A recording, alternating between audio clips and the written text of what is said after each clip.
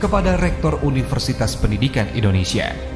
Peristiwa itu menandai terwujudnya kembali sebuah gagasan lama, yakni hadirnya sebuah sekolah laboratorium di tengah-tengah sebuah perguruan tinggi yang salah satu aktivitasnya selama ini menekuni ilmu pendidikan dan keguruan. Dengan rangkaian sejarah yang panjang, SMA Laboratorium UPI diresmikan langsung oleh Menteri Pendidikan Nasional Republik Indonesia pada tanggal 20 Oktober 2003. Dengan didirikannya SMA Laboratorium ini, kami berharap bahwa inovasi-inovasi yang dikembangkan oleh para dosen kami itu bisa diimplementasikan di sekolah ini. Dan kami ingin menunjukkan bahwa kami ingin bisa menghasilkan pendidikan yang bermutu, pendidikan yang berkualitas, sehingga siswa-siswa yang sekolah di SMA Laboratorium ini benar-benar bisa memperoleh pendidikan yang sangat baik dan nanti menghasilkan kualitas lulusan juga yang sangat baik. LABSCHOOL Universitas Pendidikan Indonesia, di mana ini adalah tempat untuk menerpa anak-anak didik terhadap ilmu pengetahuan, akidah, akhlak, dan sebagainya, sehingga anak-anak kita di kemudian hari bisa berkompetisi dengan para siswa-siswa lain atau warga negara lain di dunia ini.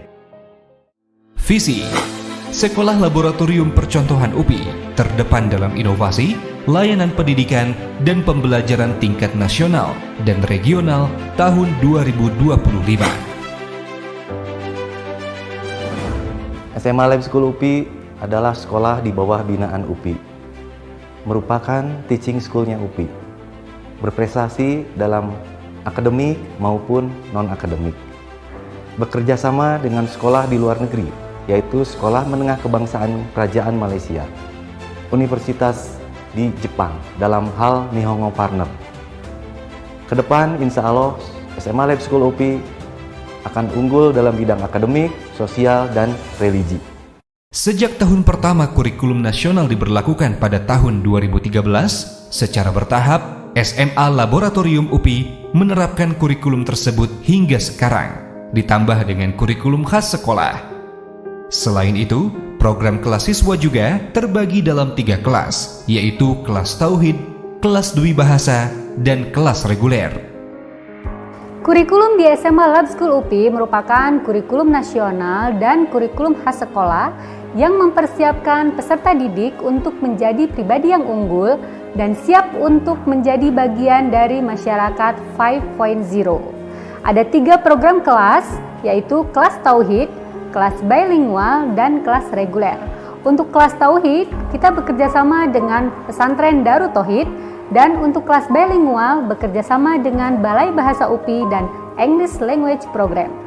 Kelas Tauhid adalah kelas kerjasama antara SMA LABSCHOOL UPI dengan Yayasan Darut Tauhid dalam menyelenggarakan pendidikan dan pembelajarannya dengan standar nasional dan pembinaan keagamaan, sehingga menghasilkan lulusan-lulusan yang unggul dalam bidang akademik, sosial, dan religi yang mampu berkompetisi di era persaingan global. Kelas Dwi Bahasa merupakan kelas unggulan dengan menerapkan kurikulum sains internasional dan nasional, literasi bahasa, bahasa Inggris, dan bahasa Jepang, sehingga menghasilkan lulusan yang unggul dalam bidang akademik, sosial, dan religi yang mampu berkompetisi di era persaingan global dalam penggunaan bahasa asing. Kelas reguler adalah kelas yang berstandar nasional dengan menggunakan kurikulum nasional dan kurikulum khas sekolah. Tujuan utamanya menghasilkan lulusan yang unggul dalam bidang akademik, sosial, dan religi, serta mampu berkompetisi di era global. Untuk menciptakan kegiatan belajar mengajar yang nyaman, SMA Laboratorium UPI menyediakan fasilitas yang memadai, di antaranya gedung sekolah yang representatif dengan lokasi yang strategis serta lingkungan yang kondusif untuk kegiatan belajar mengajar, ruang kelas yang nyaman dilengkapi dengan AC, laboratorium komputer, laboratorium IPA, laboratorium digital, perpustakaan, lapangan olahraga indoor, ruangan bimbingan dan konseling, sarana ibadah, lift, lobi, ekosistem biotik, keamanan sekolah dengan CCTV, fasilitas kesehatan, kantin sekolah, dan hotspot area atau internet. Laboratorium yang menjadi unggulan kami yaitu laboratorium digital, di mana laboratorium ini akan menunjang siswa di dalam mempersiapkan diri mereka untuk menghadapi era digital. Selain aktivitas belajar mengajar, SMA Laboratorium UPI juga mendukung kreativitas siswanya di bidang non-akademis. SMA Laboratorium UPI mendukung siswanya untuk berorganisasi dalam sekolah, di antaranya organisasi siswa intrasekolah atau OSIS, dan berbagai kegiatan ekstrakurikuler yang terdiri dari 5 bidang, yaitu bidang keilmuan, bidang olahraga, bidang kesenian, bidang keagamaan, dan bidang keterampilan. Prestasi yang pernah diraih itu dari robotik itu udah Olimpiade robotik kemarin udah nasional dan internasional. Untuk kabaret juga udah masuk nasional di provinsi dan kota Bandung. Angklung juga itu udah nasional. Alhamdulillah di bidang taekwondo bela diri udah nasional dan internasional. Dengan berbagai pembelajaran dan kegiatan yang menarik dan inovatif, lulusan siswa-siswi SMA Laboratorium UPI telah banyak diterima di perguruan tinggi.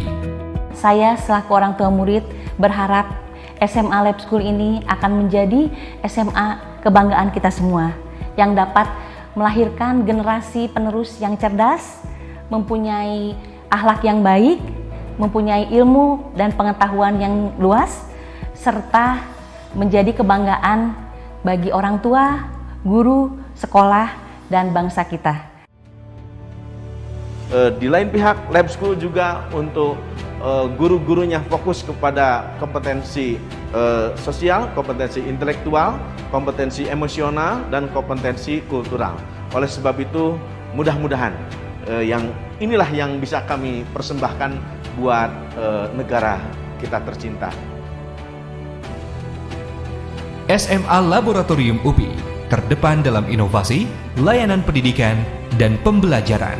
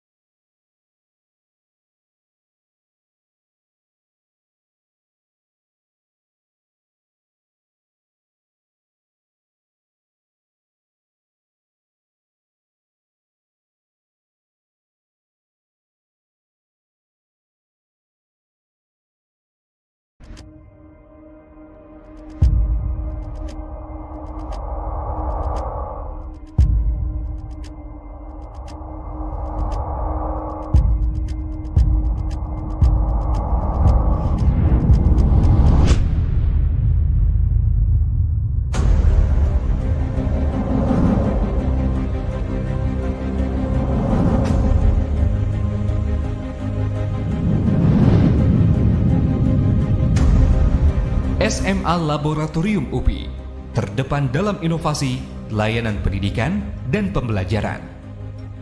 Pada tanggal 4 Agustus 2003 telah terjadi peristiwa penting dalam perjalanan Universitas Pendidikan Indonesia, yaitu diserah terimakannya SMP dan SMA Korpri dari Yayasan Kesejahteraan Korpri kepada Rektor Universitas Pendidikan Indonesia. Peristiwa itu menandai terwujudnya kembali sebuah gagasan lama, yakni hadirnya sebuah sekolah laboratorium di tengah-tengah sebuah perguruan tinggi yang salah satu aktivitasnya selama ini menekuni ilmu pendidikan dan keguruan. Dengan rangkaian sejarah yang panjang, SMA Laboratorium UPI diresmikan langsung oleh Menteri Pendidikan Nasional Republik Indonesia pada tanggal 20 Oktober 2003. Dengan didirikannya SMA Laboratorium ini, kami berharap bahwa inovasi-inovasi yang dikembangkan oleh para dosen kami itu bisa diimplementasikan di sekolah ini. Dan kami ingin menunjukkan bahwa kami ingin bisa menghasilkan pendidikan yang bermutu, pendidikan yang berkualitas, sehingga siswa-siswa yang sekolah di SMA Laboratorium ini benar-benar bisa memperoleh pendidikan yang sangat baik dan nanti menghasilkan kualitas lulusan juga yang sangat baik.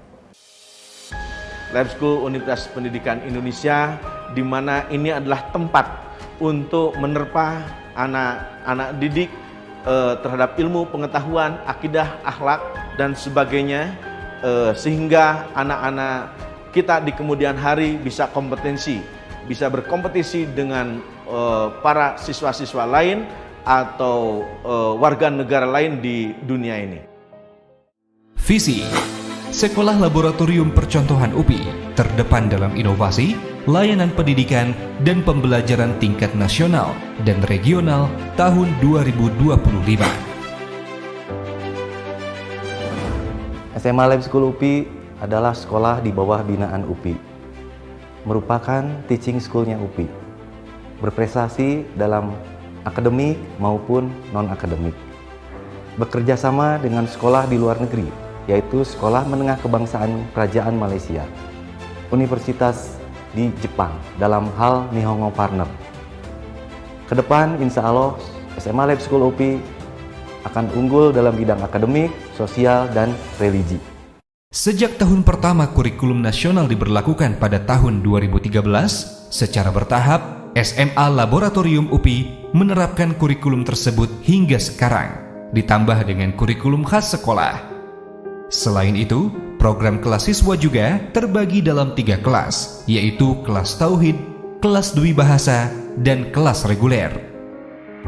Kurikulum di SMA LABSCHOOL UPI merupakan kurikulum nasional dan kurikulum khas sekolah yang mempersiapkan peserta didik untuk menjadi pribadi yang unggul dan siap untuk menjadi bagian dari masyarakat 5.0.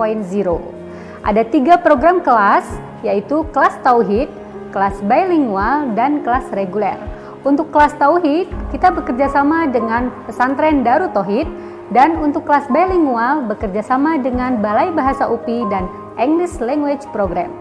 Kelas tauhid adalah kelas kerjasama antara SMA LABSCHOOL UPI dengan Yayasan Darut Tauhid dalam menyelenggarakan pendidikan dan pembelajarannya dengan standar nasional dan pembinaan keagamaan, sehingga menghasilkan lulusan-lulusan yang unggul dalam bidang akademik, sosial, dan religi yang mampu berkompetisi di era persaingan global. Kelas Dwi Bahasa merupakan kelas unggulan dengan menerapkan kurikulum sains internasional dan nasional, literasi bahasa, bahasa Inggris, dan bahasa Jepang, sehingga menghasilkan lulusan yang unggul dalam bidang akademik, sosial, dan religi yang mampu berkompetisi di era persaingan global dalam penggunaan bahasa asing. Kelas reguler adalah kelas yang berstandar nasional dengan menggunakan kurikulum nasional dan kurikulum khas sekolah. Tujuan utamanya menghasilkan lulusan yang unggul dalam bidang akademik, sosial, dan religi, serta mampu berkompetisi di era global. Untuk menciptakan kegiatan belajar mengajar yang nyaman, SMA Laboratorium UPI menyediakan fasilitas yang memadai, di antaranya gedung sekolah yang representatif dengan lokasi yang strategis serta lingkungan yang kondusif untuk kegiatan belajar mengajar, ruang kelas yang nyaman dilengkapi dengan AC, laboratorium komputer, laboratorium IPA, laboratorium digital, perpustakaan, lapangan olahraga indoor, ruangan bimbingan dan konseling, sarana ibadah, lift, lobi, ekosistem biotik, keamanan sekolah dengan CCTV, fasilitas kesehatan, kantin sekolah, dan hotspot area atau internet. Laboratorium yang menjadi unggulan kami yaitu laboratorium digital, di mana laboratorium ini akan menunjang siswa di dalam mempersiapkan diri mereka untuk menghadapi era digital.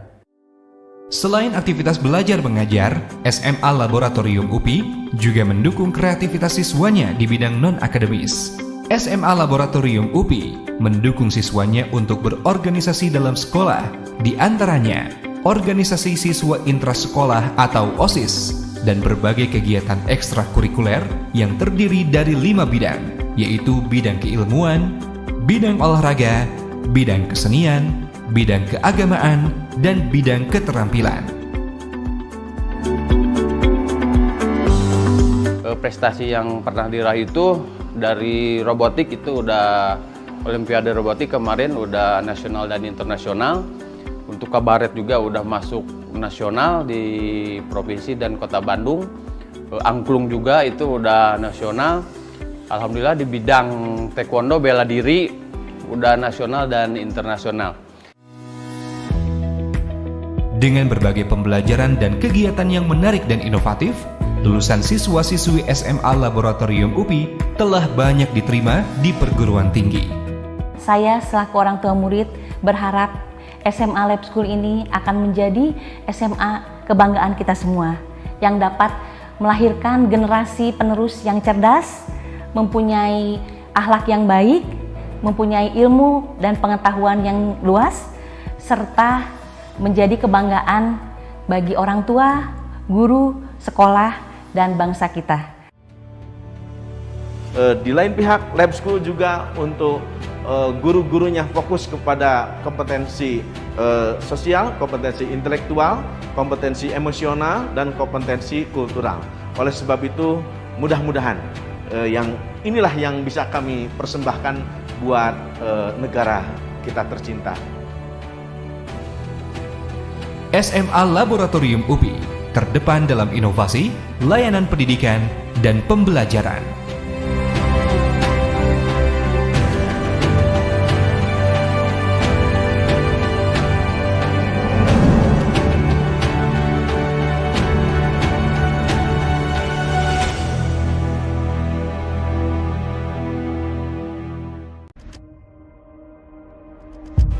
SMA Laboratorium Percontohan UPI membuka penerimaan peserta didik baru tahun pelajaran 2021-2022.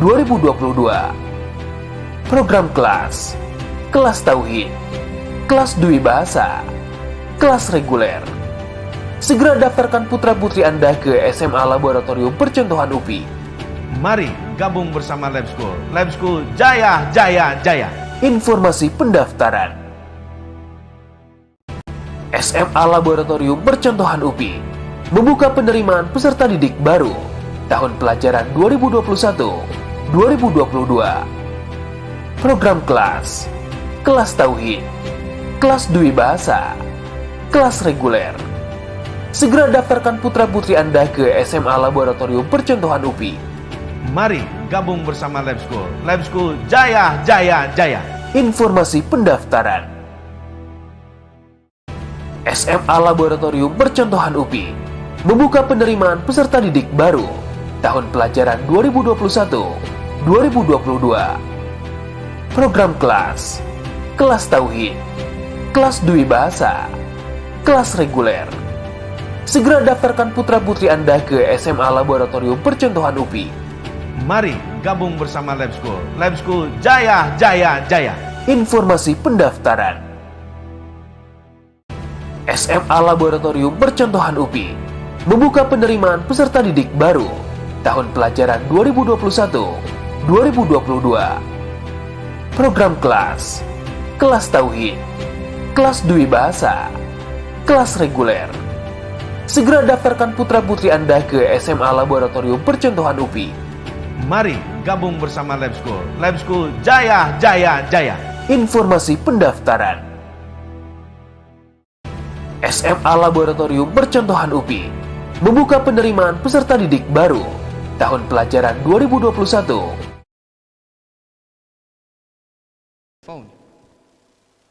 Assalamualaikum warahmatullahi wabarakatuh. First, let me introduce myself. My name is Muhammad Mahardika. And I'm Kelly Betty. Hope everyone is doing well during this pandemic and would like to welcome you to Lab School English Day. For those who don't know what Lab School English Day is, it's where the students submit a storytelling video that is themed about folk tales. For no further ado, and let's all start English Day's event. Today's English Day event schedule will start the principal of SMA Lab School's UP speech, And then we will continue with a speech from Kepala Badan Penyelenggara Sekolah. Then we'll introduce our judges for today. After that, we will start the storytelling contest. Also, we will have a performance by our own extracurricular programs. And don't go away after the performance because there will be a talk show with Mr. Justin Mclean. And for today's final event, we'll be announcing of the winners. Before we start, let us all stand up and sing the national anthem.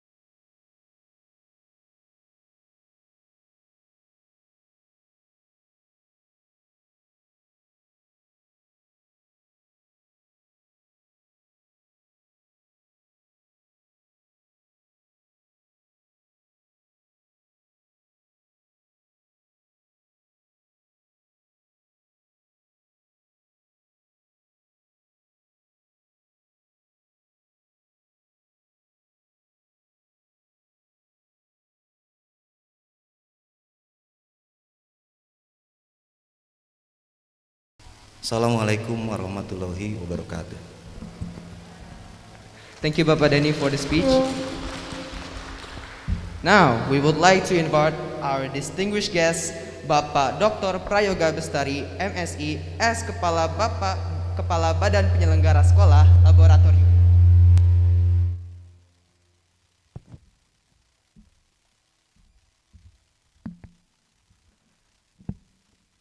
Thank you.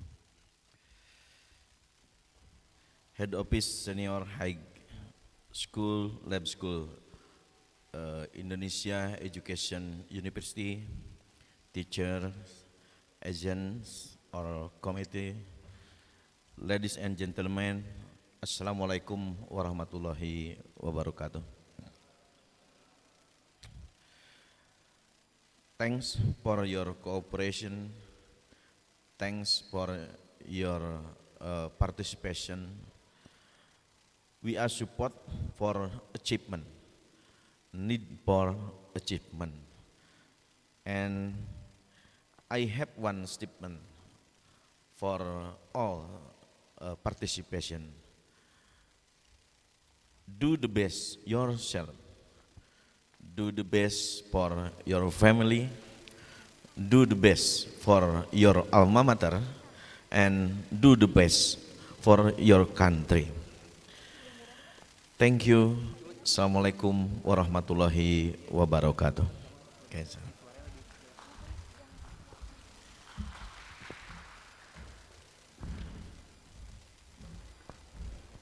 Thank you, Bapak Dr. Prayoga, for the speech. The next event, we will have a storytelling contest. It will be incomplete without a judge to evaluate the performances. Now, we would like to introduce our honorable judges for today. We have Bapak Eri Kurniawan, PhD, who is a lecturer in Indonesia University of Education. But unfortunately, he cannot join us today, so he will join us through Zoom. And then we have Ibu Nurbiatun, SPD, Bapak Saiful Rahman, SPD, and Ibu Lia Laila Sarah, SPD, MT, which is our teachers in Lab School UPI. We would like to ask the judges to stand up so the audience can see.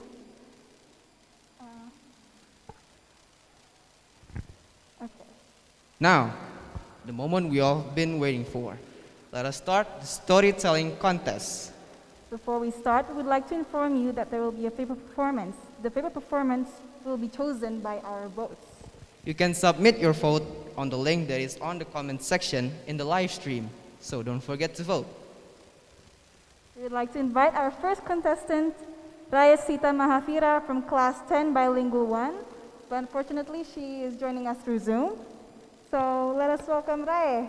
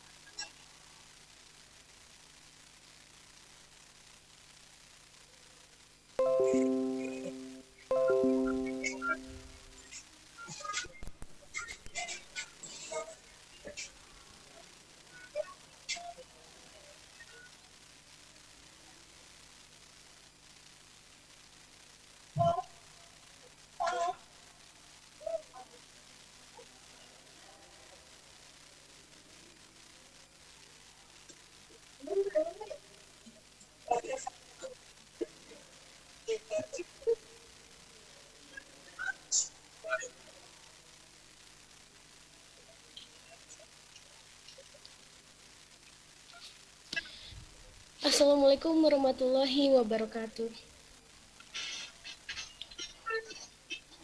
Uh, so, first of all, I apologize for not being able to attend to the school. Well, hello, my name is Rasita Mafira from 10 Bilingual 1. Here I'm going to storytelling. The title is The Smell of Baking Bread.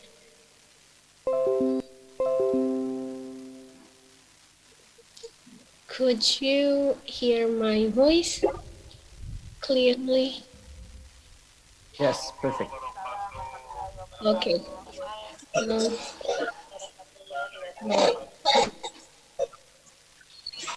I'm going to start telling. Go ahead. Thank you for the information. The title is The Smell of Baking Bread. A poor man walked down the streets of a village, weak with hunger. As he passed the village's bakery, he paused to smell the aroma of baking bread. It was delicious. He took a deep breath. Ah, wonderful. Then he sat down and just smelled and smelled. It was almost as good as eating the bread. Before the poor man could move of his store, yelling, "Stop thief!"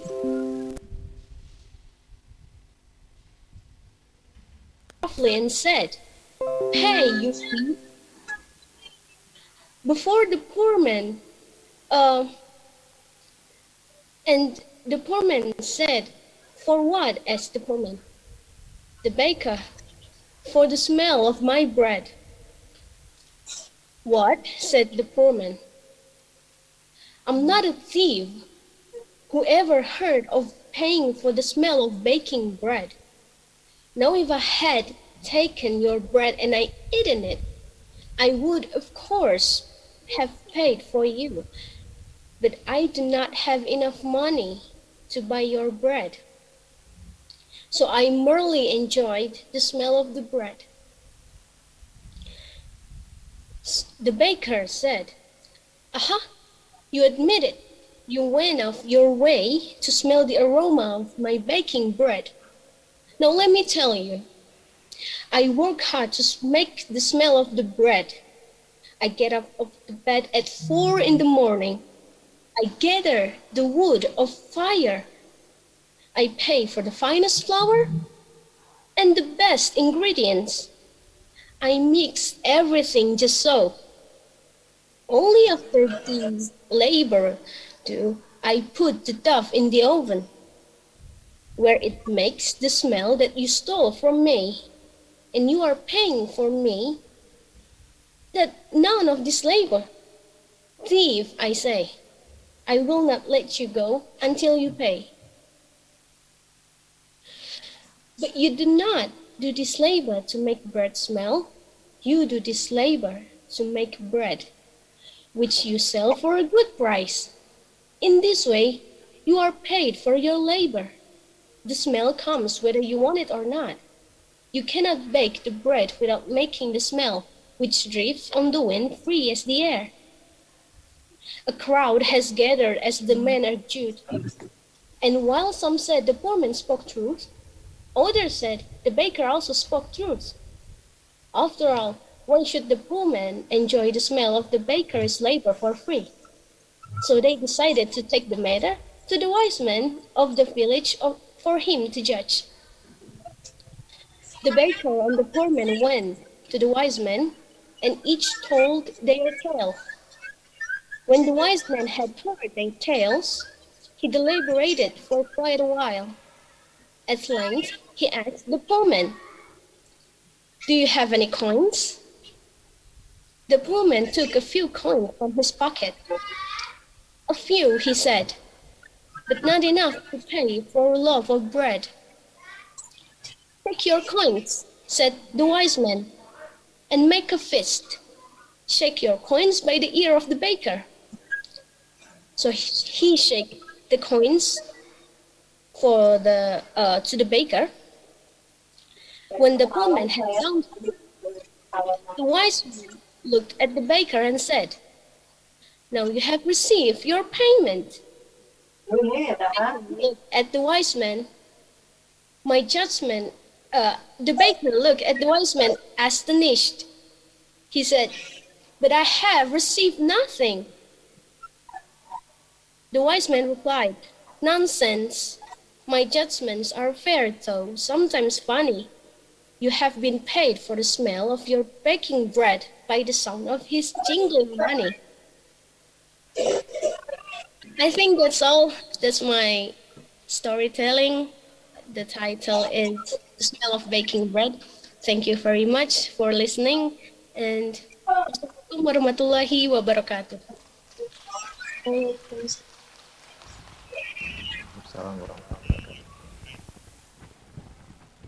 Thank you, Rai, for the amazing performance. Give her a hand of applause. And don't forget to vote your favorite performer in the link below, so that your favorite performer will be given award as the favorite performer of the day. For our next contestant, we would like to invite Namira Silva Surya Rahman from class 10 bilingual 1. So please give her a hand of applause.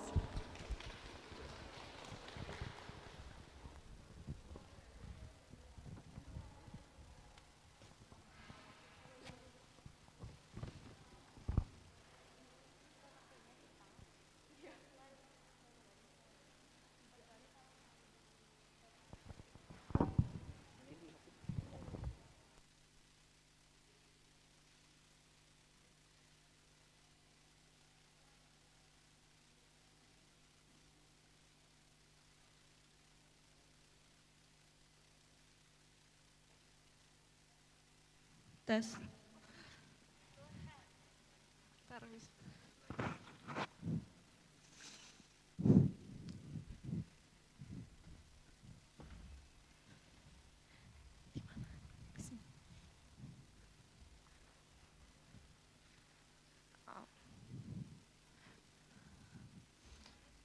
Tes, tes. Tes. Hah?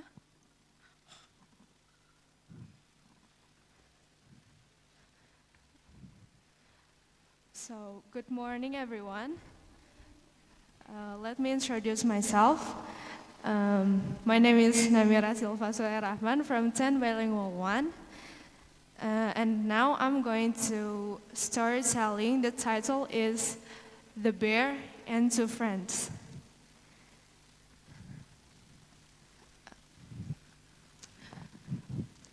So, once there were two friends named Ron and John who decided to travel the world together. They decided to go to the forest. The forest was so dense that they knew anything dangerous could happen to them anytime. So they promised each other that would remain united in any case of danger. But suddenly, they heard a loud growling sound, and they saw a large bear approaching them. They got very scared. So Ron quickly ran at once and climbed the nearby tree. But John did not know how to climb the tree, so he asked Ron, "Can you help me climb the tree? The bear will eat me up. Help me, please." "I cannot come down. The bear is approaching and there's no place up here. Go find yourself a place for hide." Ron did not help John. But John was a smart boy. In school, he had heard a teacher saying that bears don't eat dead creatures. So now, led by his common sense, he lying on the ground, breathless, pretending to be a dead man. Now, the bear came near the man lying on the ground. It smelled his ear and slowly left the place. After the bear went away, the friend on the tree came down. And he asked his friend John, "But what did the bear whisper into your ear?" "The bear advised me to not believe on false friend who leave you in the time of danger." Oh, and that's it from me. Thank you for listening.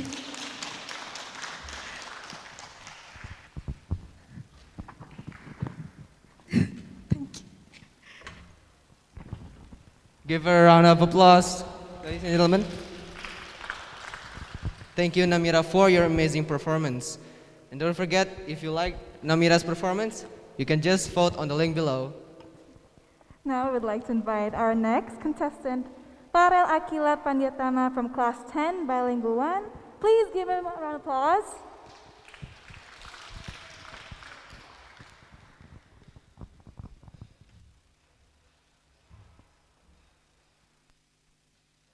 Tes, tes. 1, 2.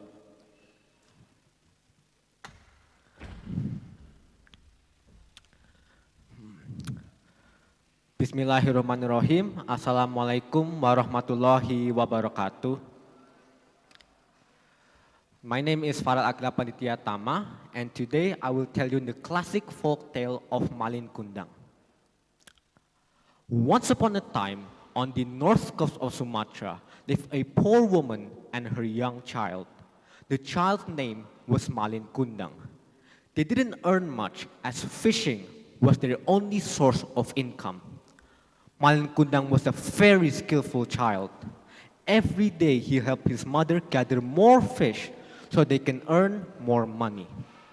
However, despite all their hard work, they still lived in poverty. One day, Malkundang asked his mother, "Mother, what if I sail overseas?"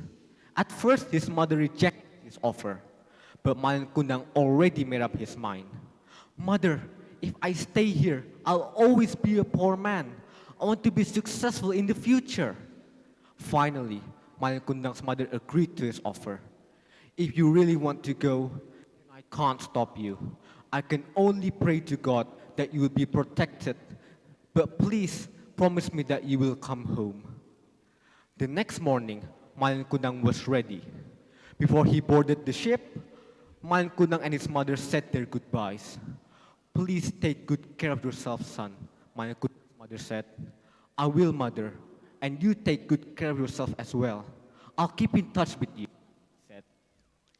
As he went up the ramp, Malkundang's mother gave him a tight hug, never wanting to let him go. She watched as the ship with Malkundang on board sailed into the horizon. Several years have passed, and without hearing any news from Malkundang, Malkundang's mother was surprised when she saw a huge ship docking in the pier where she always waited for him. She ran to the pier, and when she got there, she saw a handsome man walking down the ramp alongside a beautiful woman.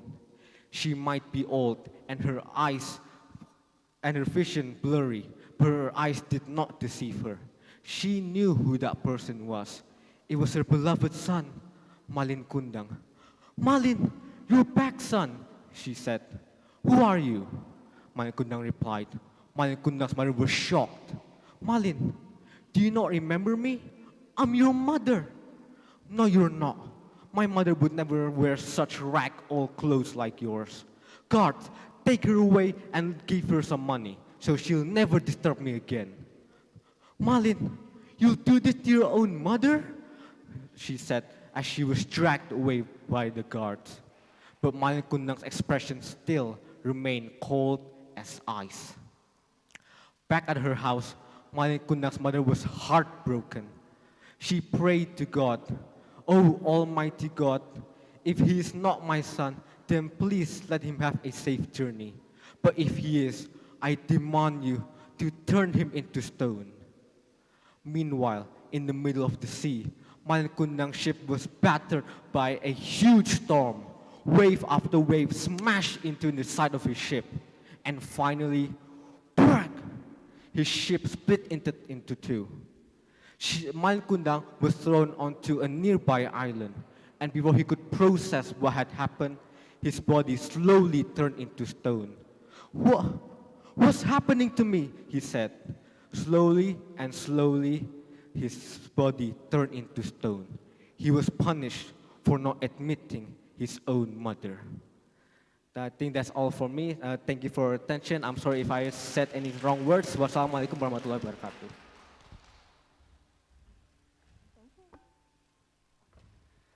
Thank you for your amazing performance. Give him a round of applause, ladies and gentlemen. What a great performance. Okay, now we'd like to invite our next contestant, Inara Nadiz Azahra from Class 10, Bilingual 2. Okay. Is she joining us through Zoom?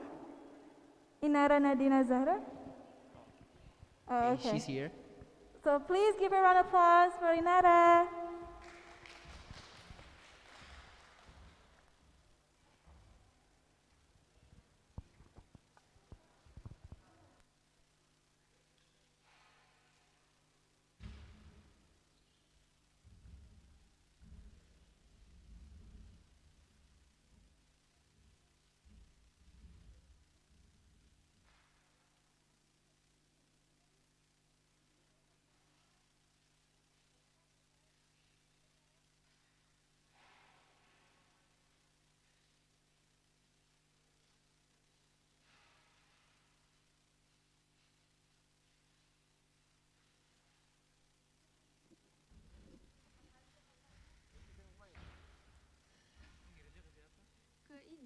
Dikirim sama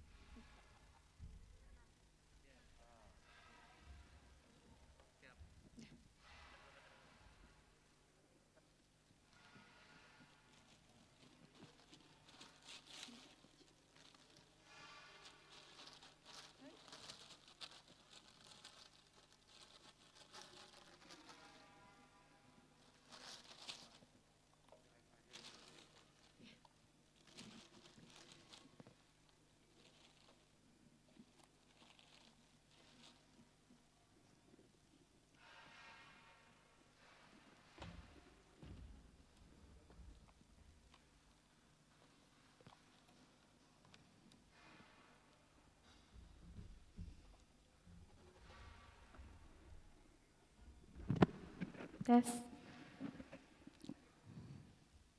Assalamualaikum warahmatullahi wabarakatuh. Hello everyone. So today, let me tell you the story of Cinderella's. Do you know Cinderella's? Well, if you don't, let me tell you the story.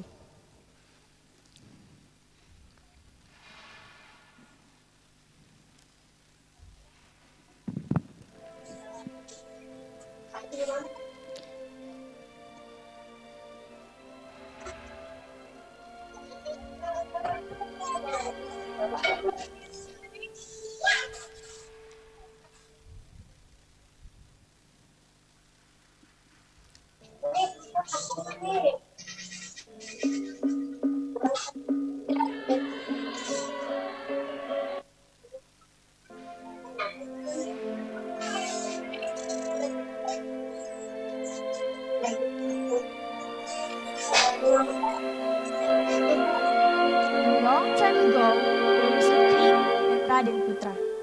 He had a beautiful queen named concubine. Unlike the queen, the concubine had bad personalities.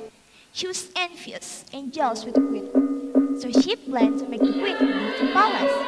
The concubine asked the royal healer to help her with the plan. One day, the concubine pretended to be ill. Raden Putra called the royal healer and asked her to give the concubine treatment. Then the royal healer said, "I'm very sorry, Your Majesty. She is sick because the queen put poison in her milk." The royal healer lied. Raden Putra was so shocked and angry to hear that. He called the queen and asked her if the story was true. Of course, the queen denied. But Raden Putra won't listen. "Please, My Majesty, have mercy. I really didn't do anything," cried the queen in her tears. Raden Putra decided that the queen should be banished to the wood and terminated. He did not know that the queen was already pregnant. Then the queen was banished to the wood, but the wise general didn't have the heart to kill her, so he built a simple house in wood for her. On his way back to the palace, he smote his sword with rabbit blood so the king would believe that he had killed the queen. Then the queen was banished to the wood. Several months later, she gave birth to a healthy baby boy. The baby was named Cinderella. He grew up as a nice, healthy, and handsome boy. One day, Cinderella helped his mother to collect some firewood. Suddenly, Cinderella brought them into their house, and then they ate hatch into a chick. And then it slowly became a strong rooster. The rooster is no other rooster. Every morning, the rooster wakes Cinderella up with its beautiful song. Cock, cock, cock, cock. My master Cinderella sits sausage in the wood. It's a son of Raden Putra. Cinderella always woke up early and listened happily to his rooster song. He didn't realize until one day he started to think, "Who is Raden Putra?" And then he asked his mother, "Mom, do you know who is Raden Putra?" And then the queen told him the whole story. Cinderella was surprised. He decided to go to the palace to meet the king, his father, and to tell the king what really happened. Cinderella asked his mother permission, and he also brought his rooster. On his way, he stopped at a village. There, he met some people who were involved in a cockfighting. They challenged him to see how strong his rooster was. "If your rooster wins, you will get a reward," said the man who challenged him. Cinderella accepted the challenge. Then, cock, cock, cock, cock. In a few minutes, Cinderella's rooster defeated the opponent's rooster. Cinderella's challenged again by the other man, and one more time, his rooster won again and again. The news about Cinderella's rooster quickly spread to the whole Jindala kingdom and made Raden Putra curious. So he invited Cinderella to the palace. "What is your name, boy?" Raden Putra asked. "It's Cinderella, My Majesty." Sindelaras answered. He felt too unhappy to see Raden Putra. Raden Putra challenged Sindelaras with one condition. If Raden Putra was to won, Sindelaras' head would be cut off. But if Sindelaras was to won, Raden Putra would share half of his wealth. Sindelaras accepted the condition. The competition was held in front yard of the palace. The two roosters fought bravely. Cock, cock, cock, cock. But in just a few minutes, Sindelaras' rooster won the fight. Raden Putra shook his head, and he stared at Sindelaras from his seat. That rooster is not a rooster, and that boy is not a boy either. Who is he exactly? He thought. When Raden Putra was about to ask, suddenly, Cinderella's rooster sang a song. Cock, cock, cock, cock. My master Cinderella's so sauces in the wood. It's a son of Raden Putra. Raden Putra was so surprised. Is it true? He asked. Yes, my majesty. My name is Cinderella's. My mother is the queen. Then Raden Putra told the royal healer. But General Red is the queen. That's true, my majesty. My name is And then, later, the royal healer admitted his mistake. Raden Putra was so surprised. He immediately went to the wood to pick up the queen. Ever since, Sindelaras and his parents lived happily together. And for the concubine, of course, she was sent to the jail as a punishment. So that's all the story of Sindelaras. I'm Mirani Nazara. Say thank you. Wassalamualaikum warahmatullahi wabarakatuh. Give her a round of applause, ladies and gentlemen. What a great performance. Thank you, Inara, for your amazing performance. So, ladies and gentlemen, if you want to vote Inara's performance as your favorite performer of the day, you can just vote in the link on the links on the live stream.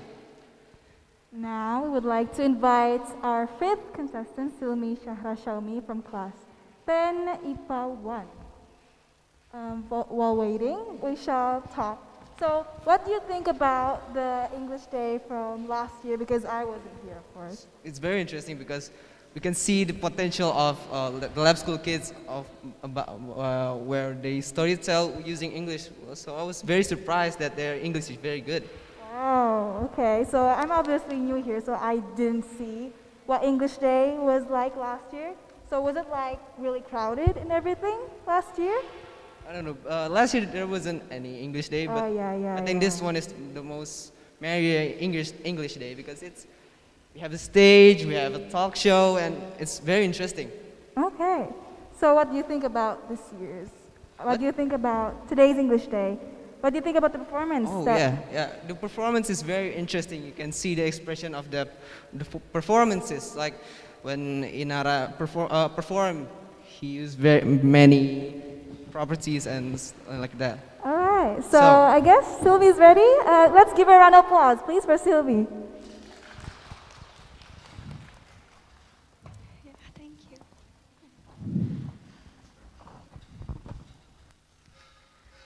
Assalamualaikum warahmatullahi wabarakatuh.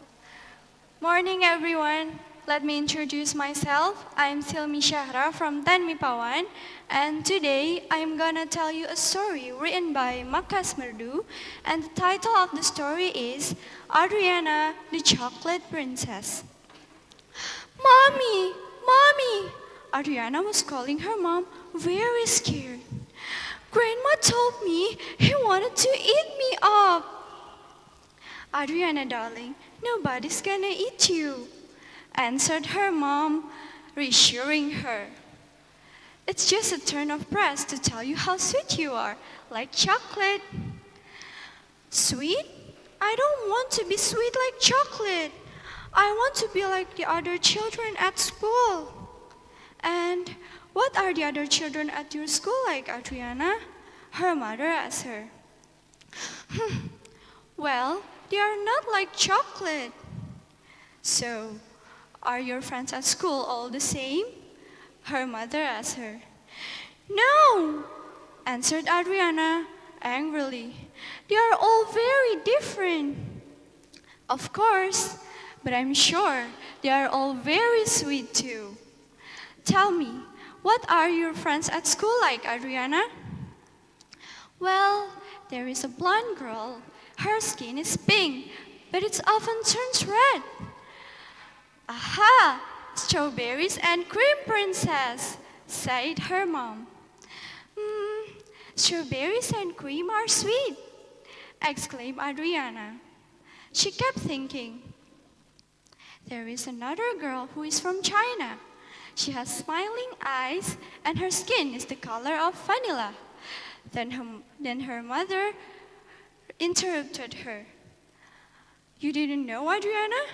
It's the vanilla princess. Adriana almost had a fit of laughter. I love vanilla, she screeched. And Adriana, don't you have any friends who are boys? Are you only friends with girls? Her mother asked her. Yes, the red-haired boy, she said. Her mother was thinking. Clearly, it's a carrot cake prince, said her mother. Adriana nodded. And I also have another friend, a girl who has skin like mine, but a little lighter. Caramel princess, said her mom. Caramel ice cream? Of course. It's true, Mommy. She is sweet too. And then, Mommy, what am I? Asked Adriana. Well, you are the chocolate princess, answered her mom, smiling. And do you know who the friends of the chocolate princess are? Adriana shrugged. It's unicorn that you like so much. Are they made from chocolate too, Mommy? Asked Adriana, intrigued. No, Adri, they are made from sugar, and also they come in lots of different colors. Even though they are so different, they are all the greatest of friends. Like me and my friends, exclaimed Adriana. We are all different, but we are all friends. That's totally true, my darling. Also, I'm going to tell you a secret, whispered her mom in her ear. Everyone loves chocolate. The end. That's all from me. Thank you for your attention. Wassalamualaikum warahmatullahi wabarakatuh. Thank you, Sylvie. Thank you very much, Silmi. What an amazing performance. Ladies and gentlemen, give her a round of applause once again. So, I will remind you again, if you like Silmi's performance, you can just vote her for your favorite performer on the link, on the live stream, or your class group. So, while waiting for our sixth contestant to perform, we will talk about today's English Day. So, what do you think about today's English Day as your first year in lab school? Well, it's a really great program. I don't have this at my old school, but yeah, it's a really great event today. And the weather is nice, and it seems like everything's supporting the event. Yeah, it's destined to be English Day today. Okay. So, as your first year in lab school, what do you think about lab school? Well, although you like online school and all. This is online. I personally hate online school. Who doesn't? But yeah, it's great. I just can't wait to do offline and see what lab school is really like. Yeah, So what do you think about lab school and all the programs, including? Well, after 2 years in lab school, I think lab school is a very great school. Like, they increase their students' motivation to learn, to improve, and so many things, in so many styles. Like, if you want to learn English, you can learn here. If you want to learn traditional dance, lab school has it, and many more. So what do you think about bilingual program? Is it you know, bilingual's only been here for 2 years, the bilingual program, right? Yeah, I think. So what do you think about bilingual, really? Yeah, Bilingual. our next performer is already ready. So give her a round of applause for Zakia. Zakia from Atifa Faza from class 11, bilingual 1.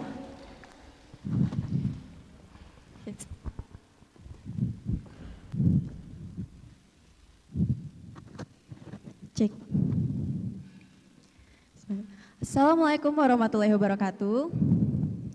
Hello everyone, my name is Zakia Atifa Faza. I am from 11 Bilingual 1. Today I'm going to tell you about a folklore from East Java, Indonesia. The title is Cindelaras. Once upon a time, there was a kingdom named Jenggala, with a king named Raden Putra.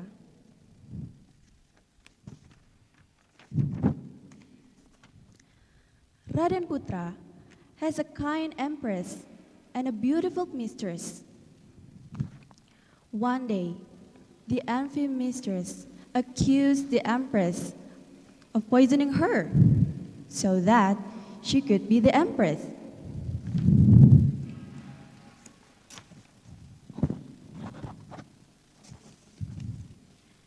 Hearing that, the king became very angry. Then he banished the empress to the forest. He also ordered his vice-regent to kill her.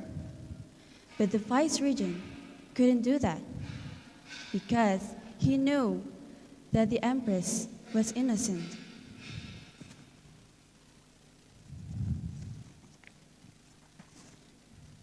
So the vice-regent killed a rabbit, then covered the scarf of the empress with the blood, so that she could prove that the empress has died. After that, he left the empress, the pregnant empress, in the forest. Unfortunately, the king didn't know about her pregnancy.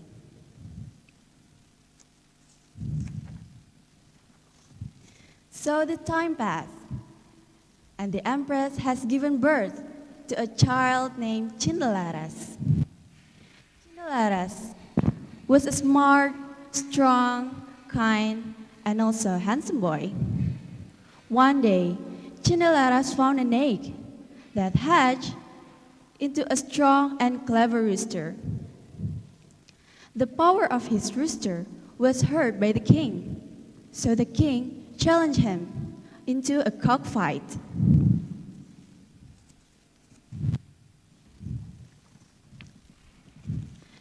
Cindelaras made a deal with the king. If Cindelaras won, he would get wealth, and if he lost, he would be killed. But Cindelaras' roosters won. The king was amazed and asked him, "Who are you, young man?" asked the king.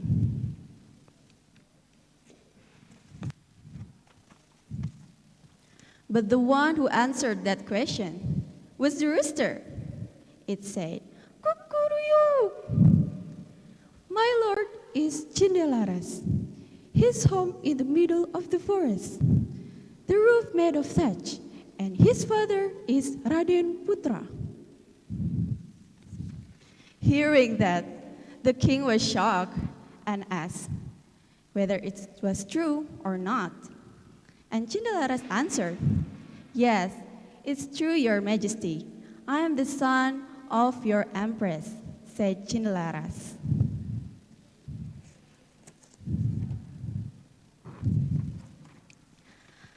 After discovering the truth, then the king, who felt very sorry about his empress, picked her up to the palace.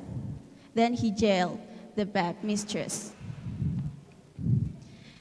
And then they lived happily in the palace, and Cindelaras became the next king of Jenggala Kingdom.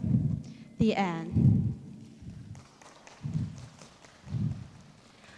So, what we can learn from this story? The first one, Don't judge people without finding the truth, because you could hurt someone around you. And the second one, what goes around comes around. When you did the good things, then the good things will come to you. And when you did the bad things, then the bad things will come to you. I'm Zaki Atifaza. Thank you very much. Wassalamualaikum warahmatullahi wabarakatuh. Waalaikumsalam. Thank you, Zakia, for your amazing performance. Give her a round of applause again, ladies and gentlemen. That was an amazing performance. Yeah. So, is our seventh contestant ready? Rastra Bella Prativi from class 11 bilingual 1. Are you ready? Okay. So, let's give applause for Rastra Bella Prativi. So, what do you think about today's storytelling contest? Because, as my observation, the contestants use so many properties, costumes. Like that's very They're interesting. so creative and you know, by telling their stories, they're really interesting. And I just couldn't imagine like they have that self-confidence in themselves. Yeah, their storytelling is very great. Like you can hear what the moral of the story is. Yeah, and all of them are very great. And if you know some of them lose, and whoever today wins the storytelling contest, I feel like everybody's a winner. Yeah, so. everybody's a winner. Like Yeah. they all have amazing Okay. performances. So Let's give applause again for Rastra. give a round of applause, ladies and gentlemen. Yes.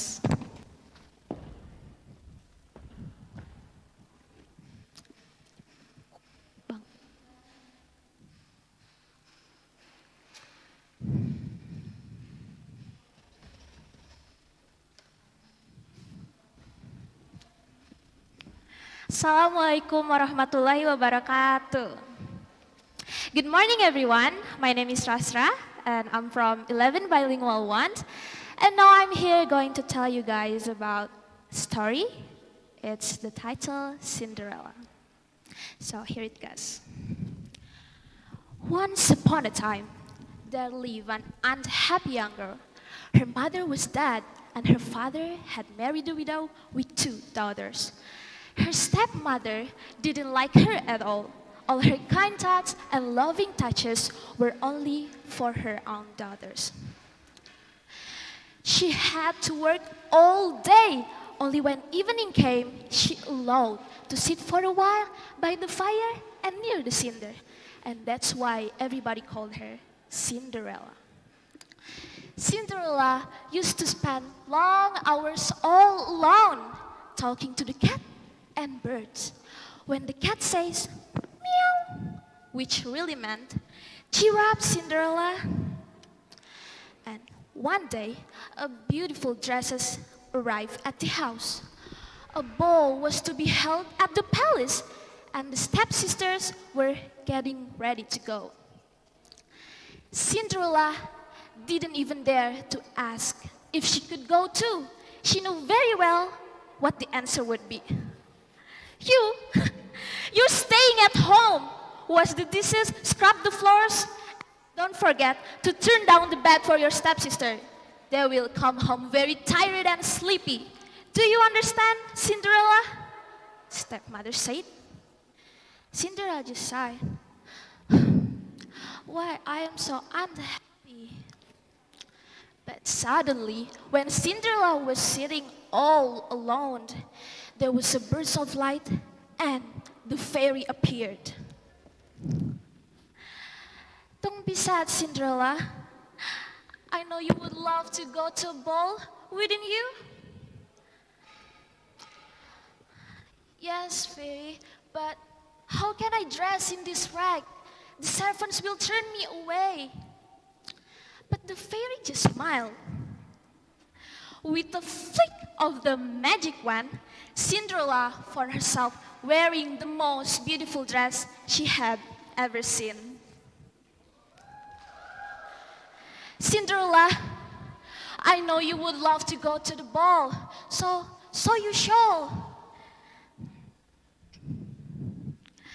And can you get me a pumpkin and 7 mice? And don't forget, there must be a life. Then Cinderella grabbed the pumpkin and 7 mice she had caught in the cellar. "This, fairy, I bring you the pumpkin." Then the fairy, with a flick of the magic wand, she turned the pumpkin into a coach, and the 6 mice turned into 6 beautiful horses, while the 7th mice turned into a coachman wearing uniform and carrying a whip. Cinderella could hardly believe her eyes.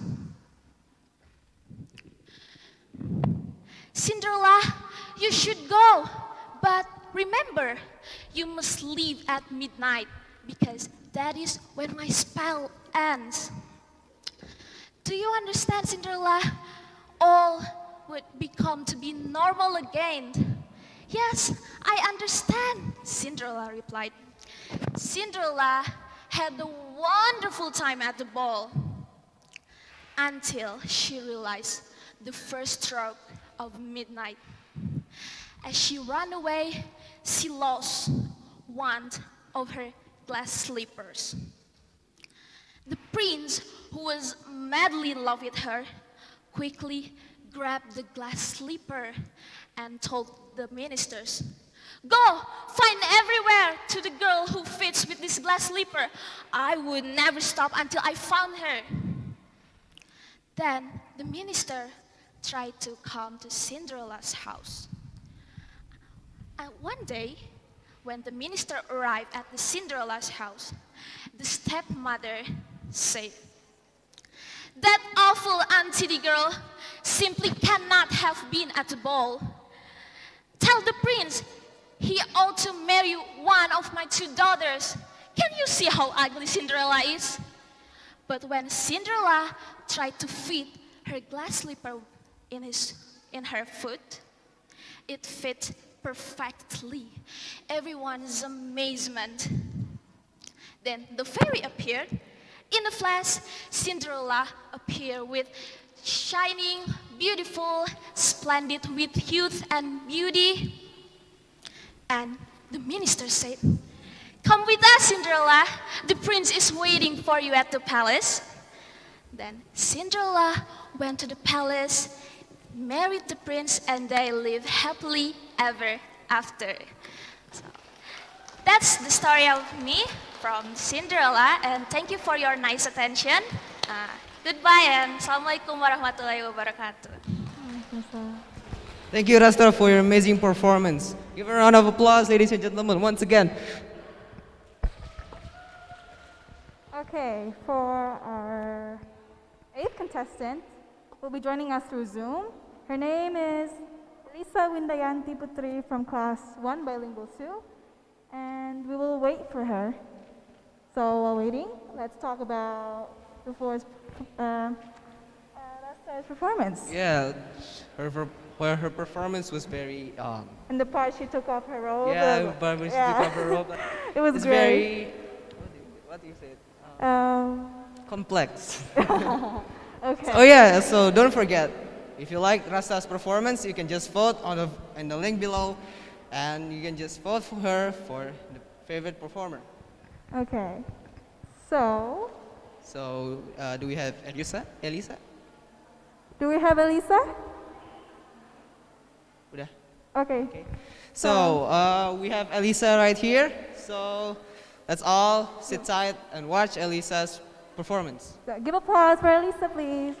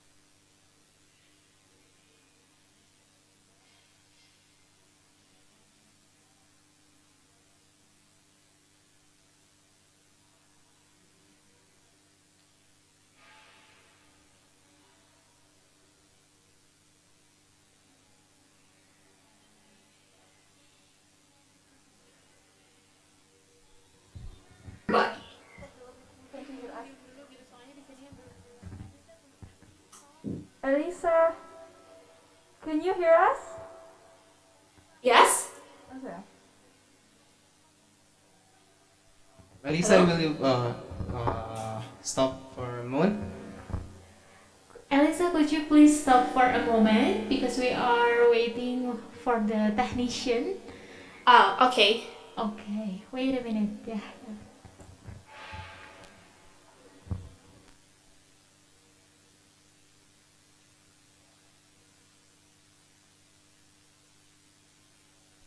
So, Elisa, where are you right now? Yes? Where are you right now? Where are you performing from? Oh, I'm in Abu Dhabi. Oh, you're in Abu Dhabi, so Yes. What are you doing there? yeah, May I what are you ask? doing May I ask? I'm going here because of my father and I need to meet my family here. Oh, okay, so Are you ready to perform? yeah, you ready to perform? Yes. Okay. So So you can start now. you can just continue. Continue or Oh, wait, do not continue. Just I'll give you the cue when you can start. okay. Elisa, I think you because the technical problem, so I'm sorry. You need to repeat from the start. I'm sorry. Okay. Okay. Thank you.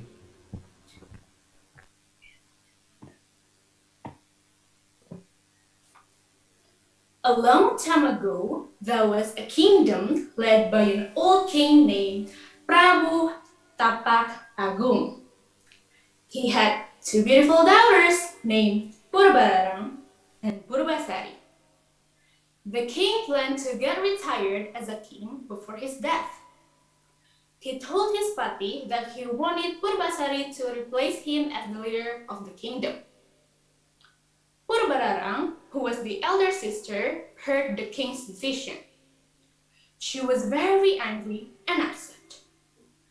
Then she set a bad plan with her fiancé, Indrajaya. They went to a witch together and asked her to put a spell on Purbasari. Then they gave her a bowl of a drink and told her to drink it.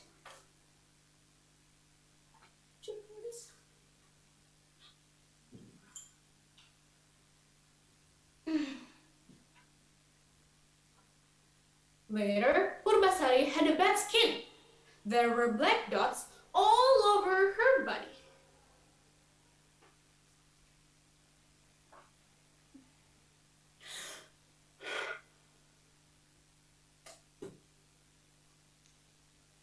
Purbararang asked Purbasari to leave the palace and stay in the jungle. When Purbasari stayed in the jungle, she met a friend with a black monkey. The monkey's name was Lutung Kasarong. Lutung was not just an ordinary monkey, but he had a magical power and could talk to humans. One day, Lutung planned to help Purbasari and made a small lake. The next day, Lutung asked Purbasari to follow him. He took her to the lake and told Purbasari to take a bath.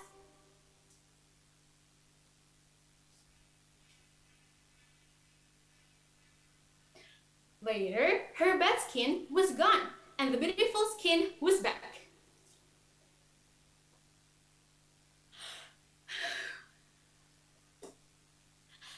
Thank you very much, Lutung, said Purbasari. After that, they came back to the palace. Purbararang was very surprised. She fought very hard to find a way to beat Purbasari as soon as she saw her. However, she failed at everything. Purbararang didn't give up and fought again. Well, I lost, but a queen must have a handsome husband. If my fiancé is more handsome than yours, I'll be the queen, said Purbararang. Purbasari was confused because she didn't have any fiancé. So she just appointed Lutung Kasarong as her fiancé. Huh? Your fiancé is a monkey?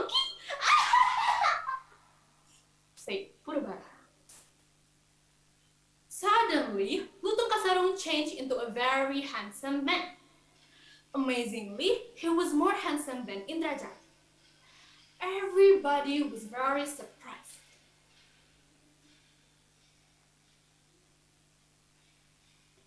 I was a man who was cursed to be an axe. I've become human again after I met Princess Purbasari. Thank you, Princess. Said Lutung Kasar. Finally, Purbalarang admitted her defeat and guilt. She apologized to her sister, and Purbasari kindly forgave her. After the incident, Purbasari became a queen and accompanied by Lutung Kasar. That's the end of the story. Wassalamualaikum warahmatullahi wabarakatuh. What an amazing performance from Elisa. Ladies and gentlemen, give her a round of applause. Okay, for our ninth contestant, we have Hannah Fauzia from class 11, IPA 1. Is she ready? Is Hannah ready?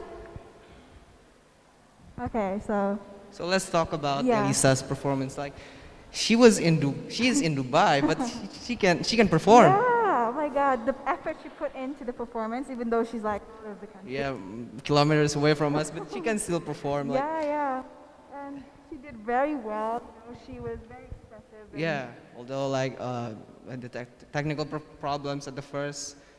Okay, so it seems like Hannah is ready. Are you ready? Okay, so let's give her a round of applause for Hannah. Welcome, Hannah, everybody. Okay.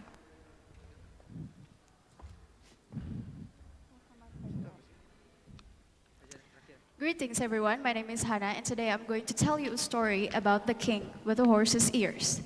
It is a legend from Ireland, so I hope you enjoy it. So King Mark was a good king. Everybody loved him. But he had embarrassing secrets. He had ears of a horse. No one knew about this secret except one person. Not the queen, as might expect, but his barber.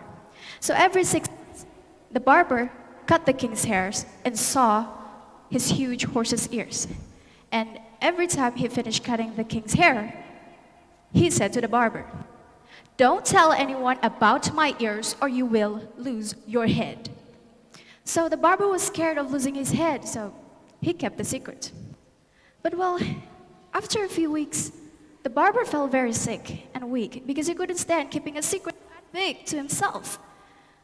So the doctor told him, "You have to tell someone about your secret because if you don't, you'll never get better." "But I can't, I'll lose my head," said the barber. "Then go to the woods and find a tree and whisper your secret to it," said the doctor. So, in the next morning, the barber go into the forest and then whisper to a tree, "King Mark's got a horse's ears." Then, he felt better. So he said it a little louder. "King Mark's got horse's ears." Then he started to enjoy himself and then he started jumped up, began dancing around singing, "King Mark's got horse's ears, King Mark's got horse's ears, King Mark's got horse's ears." Phew. He felt so much better and ran home happily. So, a few weeks later, a musician was walking through the forest. And then he saw a beautiful tree. It's the same tree that the barber had told his secret to. So the musician thought, "This is a wonderful tree. The wood from this tree will be perfect to make a new flute." So he cut down the tree and made a flute out of it. So one day the king invited the musician to play the flute at a really big party with 500 guests. So the musician played the flute, but boy, oh boy, what came out from that flute isn't a melody. The flute made a really peculiar tune. "King Mark's got horse's ears, King Mark's got horse's ears, King Mark's got horse's ears." And then it was silence. The king's faces turned red from embarrassment. He looked around and everybody was watching him. But then he thought, since it was not a secret anymore, then he stood up and then he took off his crown. Now everyone can see his ears. But the thing is, the 500 guests didn't laugh. Instead, they started to clap. They were proud of him for his bravery. Because the people proud of him He was proud of himself. So finally, the king felt happy and free. From that day on, he never feel embarrassed about his ears, and he never again of his ears. So the thing is, if you had something that you embarrassed of because you feel embarrassed of not being yourself or being yourself, don't be, because that thing is what makes you who you are, and you should be proud of yourself. So that is all for me. Thank you for listening. Give a round of applause, ladies and gentlemen. Thank you, Hannah, for your amazing performance. Now While waiting for our next performer, talk about Hannah's performance. Well, she was very creative and very expressive, and it was a great performance. yeah, it was a great performance. And what else? So I think we've come to the end of the storytelling contest, because the next contestant is our final contestant. So if you, so I will remind you again, if you haven't voted for your favorite performer, you can just vote and click the link on the live stream or in your WhatsApp group. Just vote, okay? So your friend will get the favorite performance award. So Fajar, are you ready? For Muhammad Fajar Alyansha from class 11, IPA 2. Give applause, please, guys.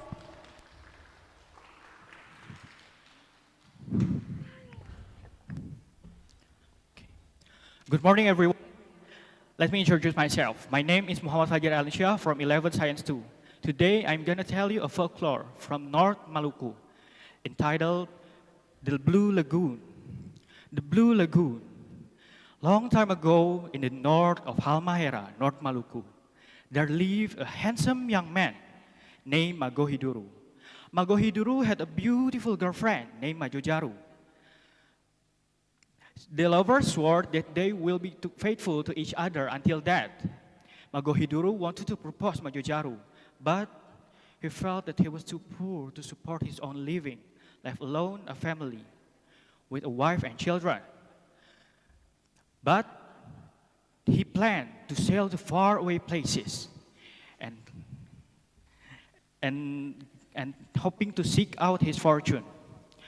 Majojaru, I want to go to faraway places, he told Majojaru. Why would you go away? Asked Majojaru with her confused face. Magohiduru didn't answer at once. Majojaru, I love you more than anything in this world. Do you believe that? Yes, I do, replied Majojaru. I want to marry you if you'll have me, said Magohiduru. So do I. I will marry you, said Majojaru. Majojaru embraced Magohiduru tearfully. All right, but don't forget to write me often. Magohiduru promised, and then he boarded a ship and set off. 1 year passed. Majojaru had long stopped receiving letters from Magohiduru.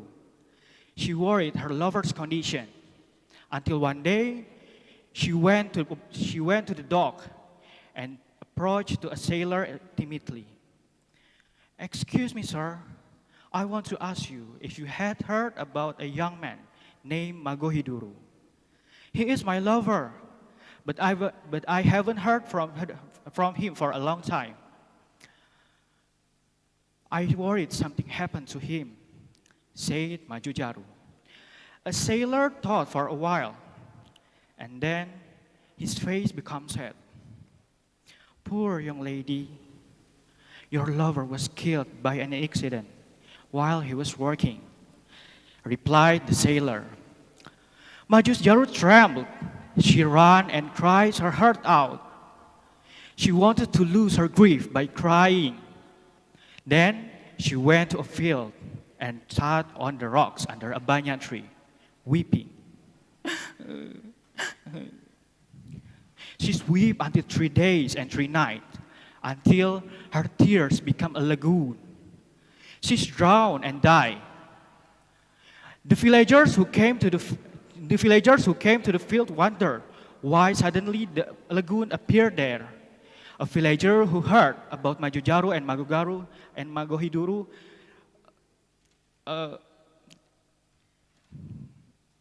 Magohiduru told the others that it was Majojaru's tears. They mourn about the lovers and they promise to take care of the lagoon. They name it Telaga Biru because it was very blue and crystal clear. The moral of this story is we have to be faithful to our promises that we make because the faithful with the promises is a miracle. I think it's enough for me. Thank you for your attention. Wassalamualaikum warahmatullahi wabarakatuh. Thank you for amazing performance, Fajar. So, I think that's a wrap. I think we're all done for all the performances. Alrighty, we're all done for our storytelling performances for today. And thank you to all those who have performed very well. So, don't leave because after this there will be a performance by our own extracurricular program, which is a traditional dance, which is going to be performed by Wida from 11 IPS 1. So, and don't forget to vote. yeah, and don't forget to vote. So, while waiting Wida to be ready, I will read to you the contestants. So you can vote on the link so you know who performed. So, the first performer was Rayasita Mahafira from class 10 bilingual 1. yeah, and the second one is Namira Silva Suraya Rahman from 10 bilingual 1. And there's Farel Akila Pandiatama from class 10 bilingual 1. And the fourth contestant was Inaran Nadiz Zahra from 10 bilingual 2. And the Fifth contestant, there was Silmi Shahra Shaumi from class 10 IPA 1. The sixth contestant, which is Zakia Atifa Faza from 11 bilingual 1. And then there's Rastra Bella Pratiwi from class 11 bilingual 1. And then we have Elisa Windayanti Putri from class 11 bilingual 2. And then there's Hana Fauzia from class 11 IPA 1. And then you have the last one, which is Muhammad Fajar Aliansyah from 11 IPA 2. So please vote. Please vote because whoever has the greatest votes will get as the favorite. Yeah, the favorite performer. Okay. So don't forget to vote. So let's give applause for the next. For Wida, she will be performing Jaipong. So give a round of applause.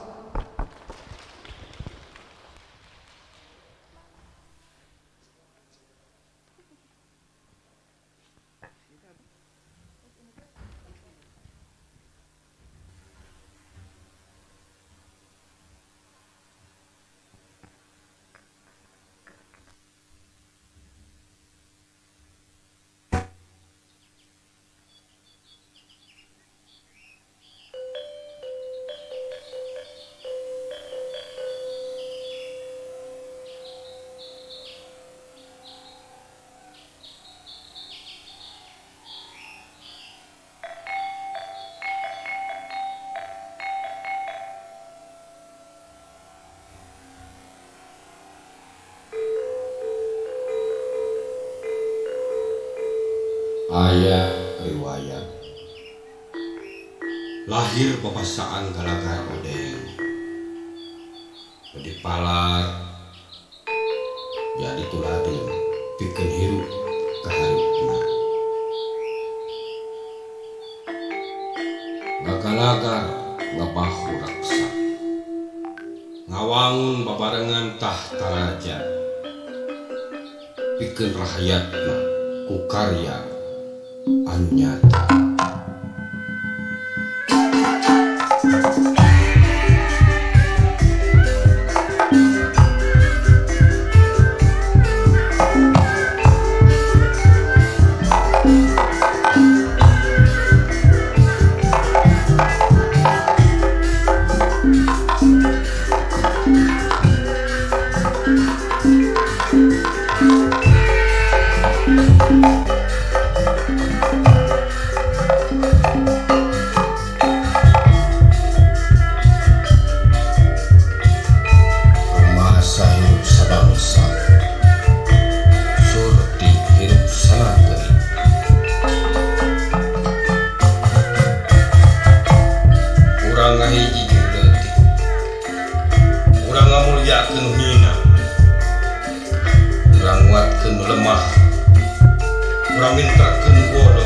ngabungharkeun kakala Usara.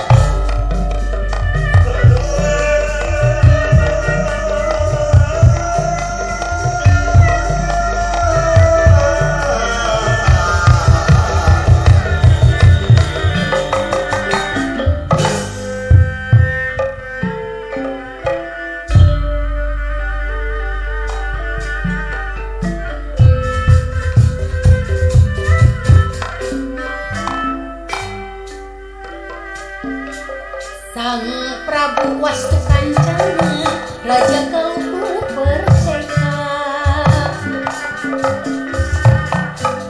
Sewana Sang Sri Baduga, Raja Kalbu nu Perseka.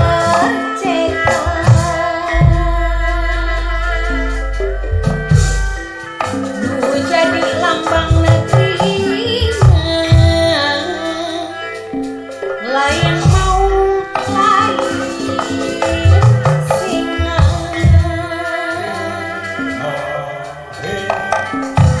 nu letih padengarana gede pisan manfaatna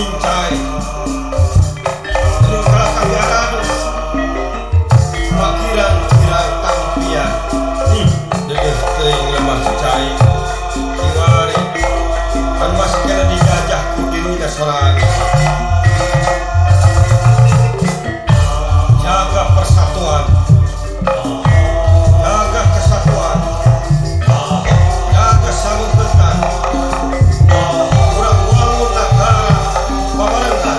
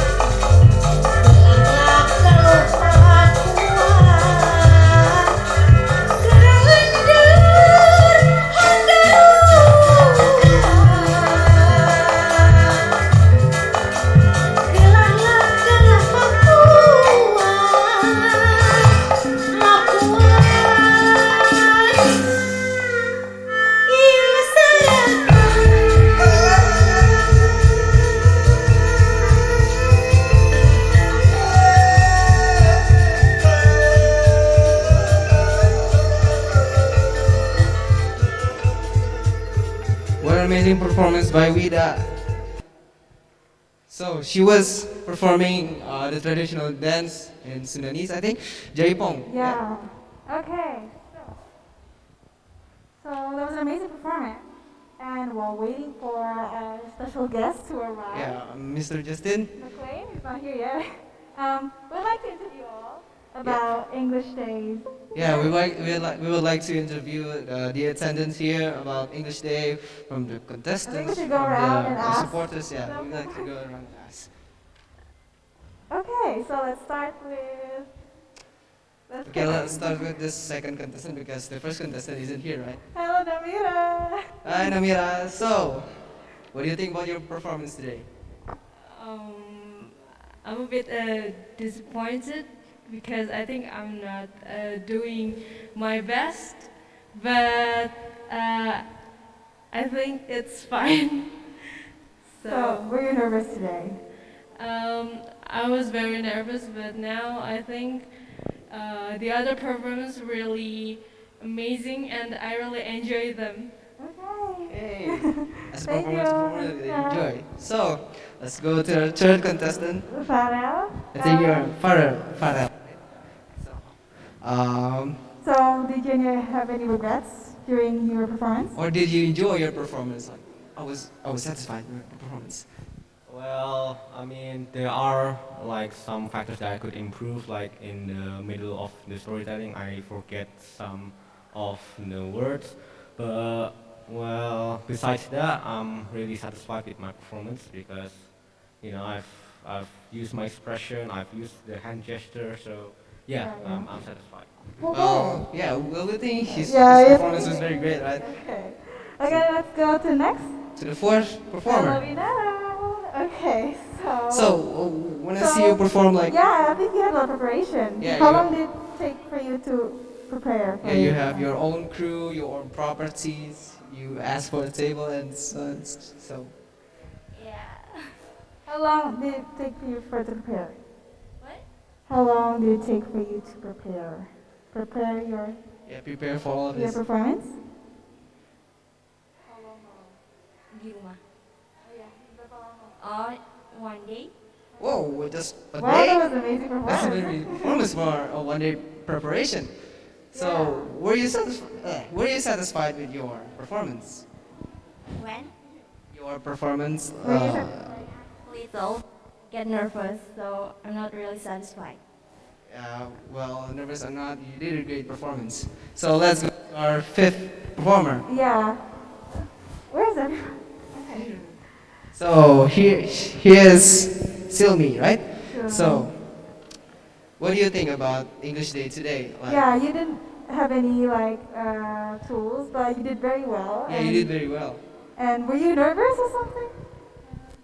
I actually nervous because I forgot one part of my story. But it's fun too because everyone doing well, and let's go.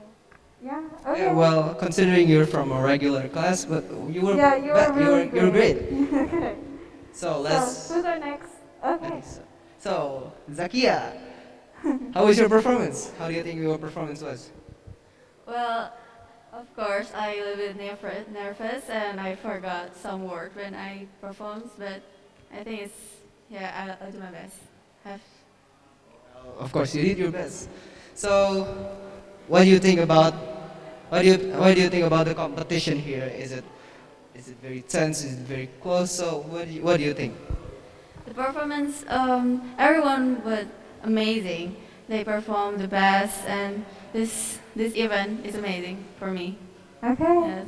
Okay, so that's. let's ask the supporter there. Oh yeah, let's ask the supporters. Okay. Hello, everybody.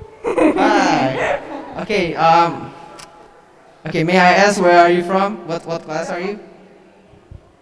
What class are you? What? What class are you from? I'm from class bilingual too. Jangan kabur. No, wait. What? What class are you from? I'm bilingual too. Bilingual too. So you're supporting her. What do you think of her performance? He's the queen of the day. She's the queen of the day. Performance of the day, she'd say. So, well, we wanted to ask the others, but they ran away. So I think we just continue. So, Mr. Jeff hasn't arrived yet. Well, I think we need to ask the teachers about this because they are the organizers. So let's ask them. So, Who do we ask? our last performer then. Okay, let's ask our last performer first. So, Fajar, what do you think about your performance? Were you satisfied with it? I'm not really satisfied with my performance and a little bit disappointed because I forgot my text and I just standing in front of them. I can't say anything. I think you did well. Yeah, you did well. You're from a regular class, yeah. From regular class, yeah. Yeah, not a bilingual. Yeah, it's very great. It's I think very good. because although you startled on the stage, but you executed perfectly. So great job. So let's go back to the ninth performer, Hannah. Were you satisfied with your performance? I think I'm, yeah, a bit satisfied. I mean, I remember all of the text, so I think I'm quite satisfied about it. And the other performance is really great too. Did you feel like you felt down, when you see other performers? Did you feel insecure or something when you see others perform? Yeah, I mean like. Do you feel like, oh it my was God, the good enough other or contestants are something? so good. It's a relief actually. I mean, before the performance, it's really nerve-wracking, but after it's fine. Okay, well, what a nice comment. So, our final contestant to be interviewed. So, let's see. Hello. So, Rastra. What do you think? So you throw your apron. That was very sassy. Oh my God. That was a great performance. How long did it for you take to perform? How long? Actually, the I preparation? prepared the performance only in one day. Wow. Okay. One day, and I So you feel- practiced it at home? Yeah, I practiced all night. Okay.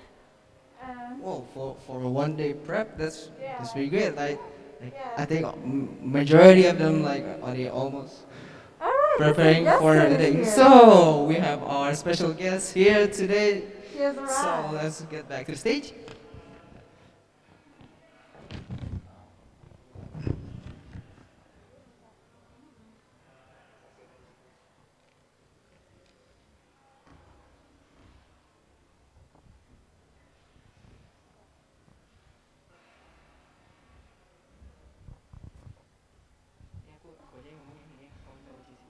So after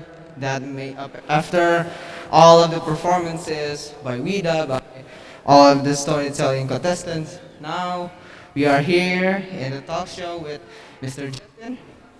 Hello, Mr. Justin. So today we are very honored to have one of educators graduated from University of Melbourne with specialization in TESOL. Besides, he's also active in teaching at Pasadena University now. Therefore, today we are very grateful that he is here with us to share his ideas and experiences about how English can be one of the most powerful weapons in becoming competitive global citizens. Moreover, without any further ado, let's get started. Mr. Justin, this time is yours. You may come up to the stage. You may come up to the stage, Mr. Justin. Okay, give a round of applause for Mr. Justin, everybody. Yeah, you may. Yeah, we have more also. So, just as it. Yeah, up to you. Yeah.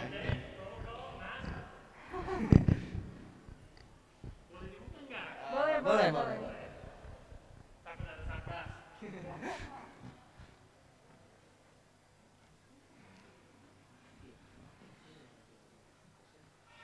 Okay. So, I think let's open first. So, Mr. Justin, how are you? I'm good. I'm excellent. Thank you for asking. I just had kind of a long trip. I came from Kartahayu in Ciamis, outside Ciamis. Wow. So we left the house at about 4. I was ready to leave at about 4 in the morning. I got picked up at about 5 o'clock, a little after 5. So I've been on the road for 5 hours, and I've been wearing this hat, so please excuse my appearance. Yeah, so just getting relaxed again. Yeah, so So one our long first trip. question for you is... Good, go ahead, yeah, anything you want to ask me, sure. Okay. What makes you think that Indonesian people should master language? In what area or skill do you think that Indonesian people should master most? Okay, master language, so what makes me think, could you repeat that again? It's difficult with the mask and then... What makes you think that Indonesian people should master language? Should master Should language, master so language. do we mean English? Yeah. Why should Indonesians master English? Okay, first of all, I don't think that every single Indonesian should have to master English. That's probably a pretty high goal, and it's probably not necessary. But for those people in the population who do master English, I think they should master it for a variety of reasons. Obviously, and also if we talk about mastering, we might mean a couple different things, right? Should be able to speak or understand English. First of all, if you go into any kind of academic setting, whether you like it or not right now, all of the journals are in English. So whatever field you're in, it doesn't matter if you're really in administration, if you're in medicine, if you're in sciences, even if you're in sociology, to be up to date in your field, you have to be able to read and understand English. I'll give you an example, Islamic studies. What language do you need to know? Of course you need Arabic. Yeah. But most work in Islamic studies now, a lot of it, the journals publish in English. In English. Even these are people who are not, they're not westernized in the sense that they're not Orientalists. They're Muslims studying from a Muslim perspective. They write their journals in English. So that's something where you would think that's kind of strange, isn't it? But it's not really. If you look at the concept of a lingua franca. So does everybody familiar with the concept of a lingua franca? Anybody who studies languages here? Mr. Eddie knows what a lingua franca is. I'm looking, everyone else looks a little bit confused. That's okay. So a lingua franca is a language that is used to communicate between people who have a different mother language.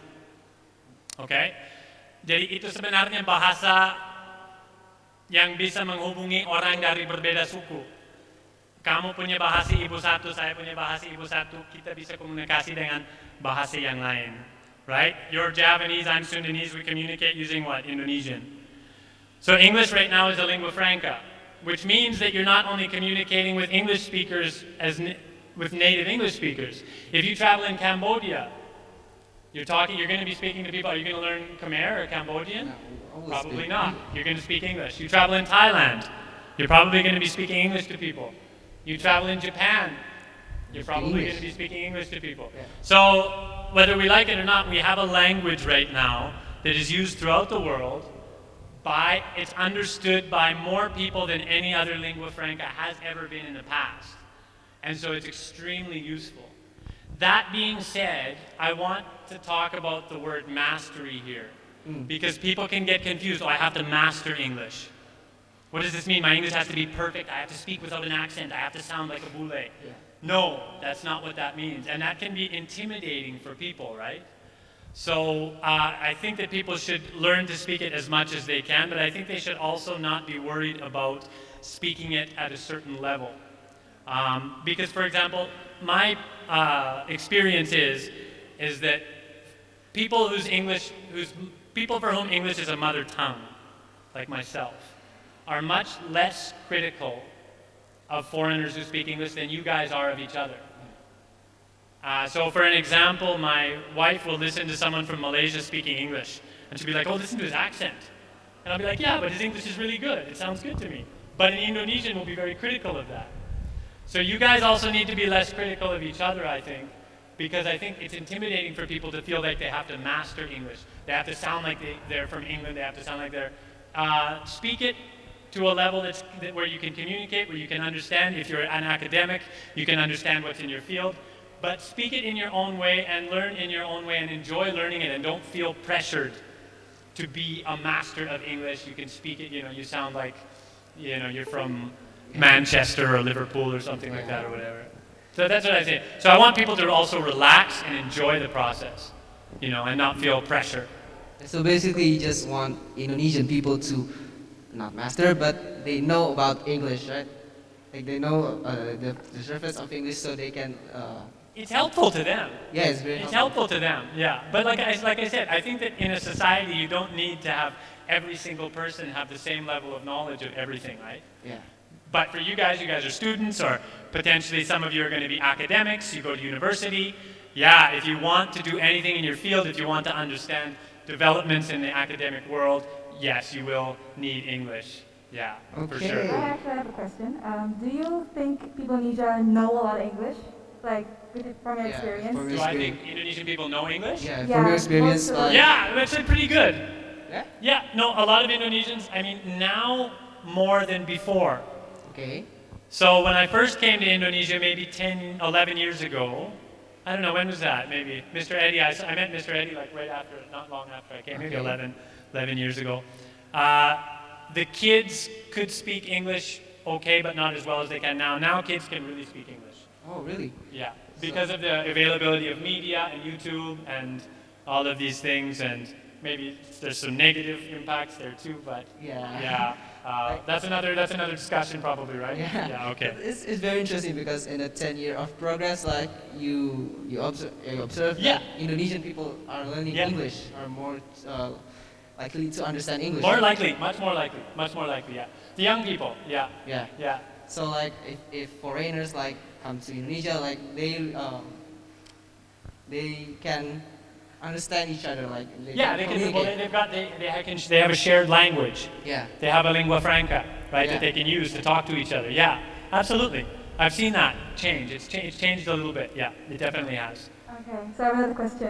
You went to Melbourne University, am I right? Melbourne Uni?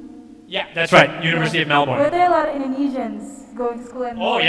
Oh yeah. There's lots of Indonesians going to school in Melbourne. Yeah. So it's like English is a gateway to abroad education. It's a gateway to education abroad as well. Yeah. Well, actually, it's necessary. If you want to study abroad, you have to speak English. So people who are interested in other languages, that's good. You might be interested in German. Maybe you're interested in French. Whatever the case may be. Still, I think that master English first, or learn English well first, because that's your gateway to university and things like that too, especially as well. Yeah. So like right now we're in a school environment, so there's a question. So as students, sometimes it's hard to learn English as a new language. So could you share like what's the tips? Yeah, some tips to learn English easy. Yeah, okay, well, this is tricky because everybody wants to learn languages and people want to learn them fast. Yeah. Learning a language is a lifetime process. You're not going to learn it really fast, but you can make really fast progress. You can make really fast progress, and the best way to do that with any language, I mean, right now I'm learning Chinese. Oh, that's the second international language, right? Yeah, so I'm learning Mandarin. And the best way to make progress is to be able to enjoy the language. That is, you have to get as much vocabulary as fast as possible while still not losing your motivation. You want to get to a stage where you are learning the language through content. What that means is you want to get to a stage where you're learning the language that you want to learn through content that you find interesting. If you're interested in history, you're actually just watching a show about history. And you might learn 5 or 10 new words or phrases as you watch that. If you're interested in culture, you're watching a show about culture in the language that you want to learn. And you're learning maybe 10, 15 new words, 10, 15 new phrases as you watch that. You want to get to that stage. How do you get to that stage? You need to practice more. Like you need to adapt to the language. Okay, how do you adapt to that language? Well, because you can't do that. Okay, so if you're still at a beginner level, right? You can't get to the stage that I just talked about, right? You're not at that right away. You can't understand anything. Yeah. So what do you do? I think we need to expose ourselves to the language we want to learn. Like if you want to learn English, you watch English shows, English language shows. Good. English I English agree. movies, English songs. Okay, now what if you turn on the TV and you try to watch English language shows and you can't understand 85 or 90% of it? How valuable is that going to be to you? Well, I'm asking you, it's an honest question. If I want to learn Chinese and I turn on a Chinese movie and I can't understand 95% of it, how valuable is that going to be for me? I think that's not going to be very valuable. Okay, why? Because I think it's like hearing people who you don't understand what he's saying, so you don't even get what's the picture, what's the idea of what he's saying. Okay, there's too much new language. Yeah. So you need to set your goals at the right level. Okay? And you need to get content that is at the right level for you. So if you're a beginner, you need to get content that is just above beginner level. And then when you reach that level, you go again to content that is just above that level. Until you get to a stage, you don't want too much new content in your listening. You want listening and reading, intensive and extensive listening and reading all the time, and learning as much new vocabulary as you can, but not getting too many new words or new phrases in one time, because then it's useless to you. So you want to, if you read one page or listen to 30 seconds of dialogue, you want about 7 or 8 new words, 7 or 8 new phrases. If it's more than that, it's going to be too much for you, usually. Yeah, take your time to learn English. Take your time. Then when you get to the stage where all of that is 100%, you move up. Yeah, so there's a little bit, but if you do that for 4 or 5 months, in about 4 or 5 months, you will be at an intermediate level. And you will already be watching things that, you'll be watching and listening to authentic content, usually, if you work hard. Go ahead. I have a question here. Here at Lab School, we have bilingual program. Sorry, could you say that again? In Lab School, here we have bilingual program. Bilingual program, Yeah, in which students are having more exposure to English, but then it seems they are still shy to talk. So what do you think? How do you know? Yeah, you're too shy to speak. Malu ngomong Inggris? Enggak, ada kebanyakan. Enggak. Yeah, I think most of us are still shy. Most of the students and here. scared that we do. Okay, well, there's a reason for that. The reason is you haven't got to the stage yet where speaking is what you should be doing. You're still at a stage where you should be mostly listening and reading and taking in content. So my advice for those people is not to feel pressured to speak. As you're learning, listen and read and take in as much as possible, and wait for the time to come when you feel ready to speak.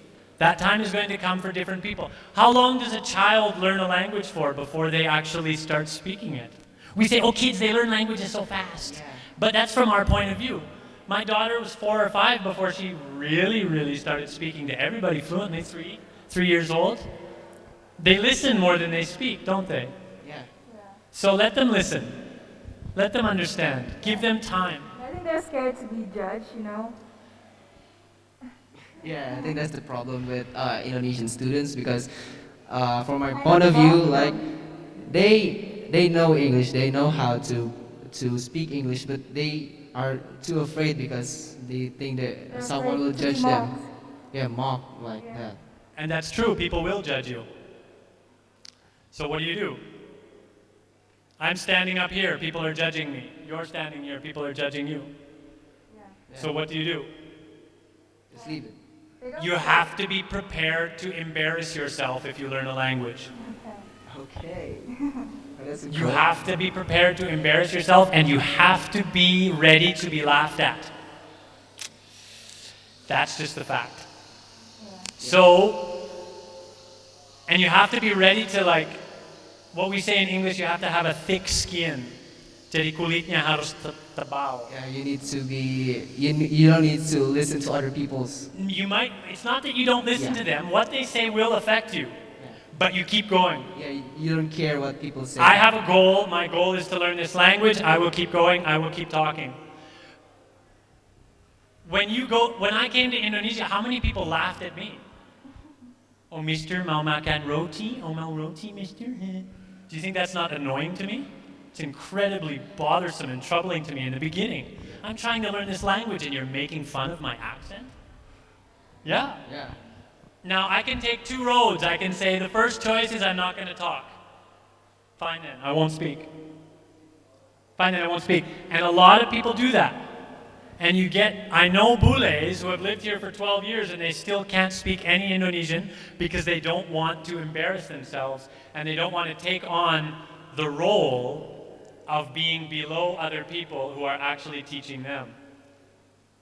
You can do that, but you won't learn. You won't learn anything. You'll never get on stage. You'll never speak a new language. You'll never learn to do any of those things that you have to learn how to do. So you have to be prepared to be laughed at, you have to be prepared to have your friends judge you, and you have to not care. Because what you get in the end from learning a new language is so much greater than any embarrassment that you will experience on the way. A whole new world is opened up to you. New books, new people, new friends, new movies, new philosophies, new ways of looking at the world. And someone laughing at you is just not that important. Yeah. That's my... Would you sacrifice? See, a lot of it's psychological. It's not about technique or tips. It's about your mind, right? Yeah, like, would you sacrifice all of the knowledge because somebody's laughing at you? Exactly. Yeah, rugi dong, right? Yeah. Okay, so many people think that grammar is the most difficult thing to learn. Grammar is the most difficult thing to learn. Do you think that learning grammar is important, or what should be first, Okay, well, it depends on what you mean by grammar. Okay, of course, when we speak, we use grammar. Yeah. Grammar is just a codification of the way the language is, put into rules, right? Mm-hmm. But should you focus on grammar early on in your language learning? Yeah. Explicit learning of grammar. Most people should not. Some people who are really interested in it, go for it. If you want to, go for it. But in the beginning, when you're still not sure about speaking the language, about understanding the language, you want to focus on getting as much vocabulary and listening and reading for meaning. You want to use grammar only as a tool to understand the text that you are hearing or that you are reading. You don't want to get stuck on grammar points. But you may need to use it. Okay, why is this person using ing all the time? What is this ing? Okay, it turns out when I look, that means it's happening now. Okay, that's enough. Go back. Understand for meaning. Get meaning. Later on, your language learning will come to a stage where you will want to speak more accurately. Yeah. I would say for the first couple years, only learn grammar in order to understand better, in order to get meaning. Don't fuss about learning grammar because it could make you, it could demotivate you. But people are different. And there are some people who really like grammar and they find it helps them to learn the language better. Yeah, manga, go ahead, you know what I mean? But for most people, it's a bad language learning strategy to focus too much on grammar early on. Yeah, because I think the most important if you want to learn English is, you need to have more vocabulary. You need to know how the native speakers speak in English, so you get the picture of how do you speak in English. Yeah, you need to be listening and reading for meaning, to understand the meaning. You're listening to a story. You're not listening to it to learn the language. You're listening to it to understand what happened. The language will come. What happened? What is this about? Oh, okay, there's this guy. He went to school. He met a friend. They had lunch together. On the road, there was a bad guy who robbed them or took their money. Oh, the language will come after that, and then you listen to it again. Repetition. Repetition is really important, yeah. But listening and reading for meaning, for understanding, not to get a grammatical rule. not to get a grammatical rule. But, you know, eventually, if you continue to learn the language, you will want to look at rules of grammar and things like that. In the beginning, I wouldn't recommend it for most people. You just need to flow with it. You just need to flow with it. Yeah. Okay, so third question. Could you please share with us your experience studying in Melbourne University? What makes it different with here in Indonesia? Sorry, my experience studying in Melbourne? Yes, but I want to first question. What about it specifically? Yeah, like what do you experience? Dibandingkan dengan di Indonesia. Dibandingkan dengan Indonesia, compared to comparing Indonesia. to Indonesia in Melbourne, like. I think you teach in Bandung, right? I did, yeah. I used to teach in Bandung. Well, no, in Lembang. Yeah. So what's the difference between the? You'd have to be more specific. Almost everything is different. Yeah, the learning environment from here and Melbourne. I would say the learning environment is a little bit more serious. Where? In Melbourne. So it's more. Yeah. Yes, it's less. There's less joking around. Yeah. There's less smoking and joking around and drinking coffee. There is that, but there's a time for it, generally speaking. Yeah. So the learning environment is a little bit more serious, I would say. Maybe not than UPI. UPI seems pretty serious too. But I would say that there is a seriousness about it that maybe, but that might be to do with national character too. Because Indonesia has a very distinct national character, which could be a little bit different, yeah. Yeah. So I don't know. But in terms of academically, a lot is shared nowadays. It's very international. So, I mean, the journals that people read in Melbourne may be the same as the journals that people are reading in UPI. The journals that people read in UI may be similar to the journals that people are reading. So academically, knowledge is traveling very fast. Yeah. And people are sharing things very quickly. So that's quite the same. That's quite the same. Okay, so now I So want from to. our audience, would like to ask? Yeah, sure. What's up? Who wants to ask?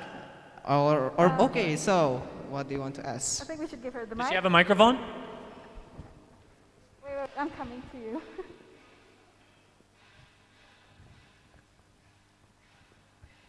Okay, Mr. Justin. So I see that it is very, yeah. Can you speak more clearly? So this is interesting discussions. Honestly, I have a dream to study abroad. And do you have any tips for me or for us to get the change for it? Like, how should I start? Like the tips? Yeah, the tips. To get the chance to study abroad? Yes. Yeah. The tips. Like how do you work to study? How do you work to study abroad? Okay, this is tricky for me because I come from abroad. So studying abroad, another Indonesian who has gotten to study abroad might have an easier time giving you tips about that because they might have been through a pathway that you can get to. However, I will say that you have to become useful in your field. So whatever your field is, you have to be up to date on what they are doing in the different universities around the world, and particularly in the university that you want to go to. You have to know exactly what they're doing and who the professors are and what they're contributing to their field. That's really the best way to do it, is to think about it in a very serious and kind of academic way. How can I become somebody? How can I make a contribution to the field of my choice at the university of my choice, and then make contact with people in those universities? So I would say really it's not about finding a trick or a tip. It's about you becoming sort of the best that you could possibly be in your field of choice. What is your field? What do you study? What is your discipline? What's that?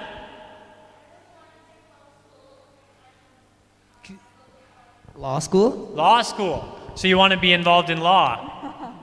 Okay, good.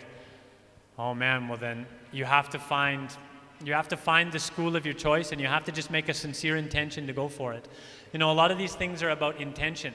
But I will say that these schools do have people that come through Indonesia. They have representatives that come through. For example, the University of Melbourne every year has people who come through Jakarta and meets with people. So you have to find those people and you have to make yourself stand out with them. You have to make yourself stand out with them somehow. That is, you have to really master your field and show those people that you can, you can compete with them, that you have something to contribute. And also, I mean, I really think that's the best way, is a sincere, honest desire to work as hard as you can in your field and to contribute to your field. And then I think that eventually you will get wherever you want to get, really. Whether it's,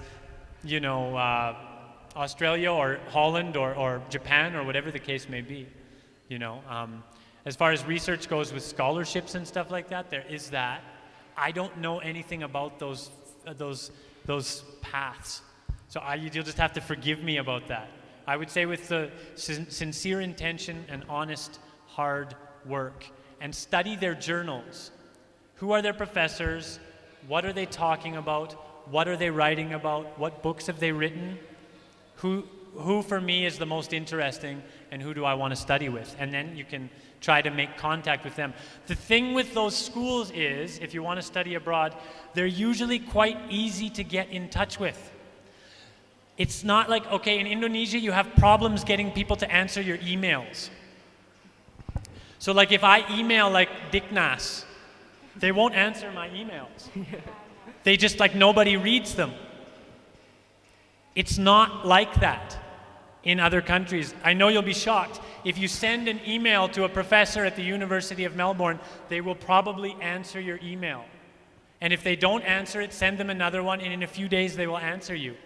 So you can actually make personal contact with people. Don't be intimidated by that. It's pretty easy. It's pretty easy. Send them an email. I'm interested in this field. I'm interested in your class. I'm interested in the paper you wrote about this subject. Can you tell me about it? They love talking about themselves. Find professors. They love talking about themselves. They love talking about their works. They're terrible egomaniacs. Yeah. You'll be able to make contact with somebody. Get it directly. Find the professors you want and directly contact them. Don't be scared. Okay, so... Does that make sense? Yeah, that's really makes sense. So I want to ask, I think it's very... so when you study in Melbourne University, if you see the Indonesian students, what do they... how are they like? Are they very diligent? Are they very hardworking? Yeah. Oh yeah, really hardworking. But they have fun too. And I just finished studying in New Zealand as well. So I just came from doing a program in New Zealand at the University of Canterbury in Christchurch. Okay. And there's an Indonesian club, and I spent a lot of time. I got closer to the Indonesians in Christchurch in New Zealand last time.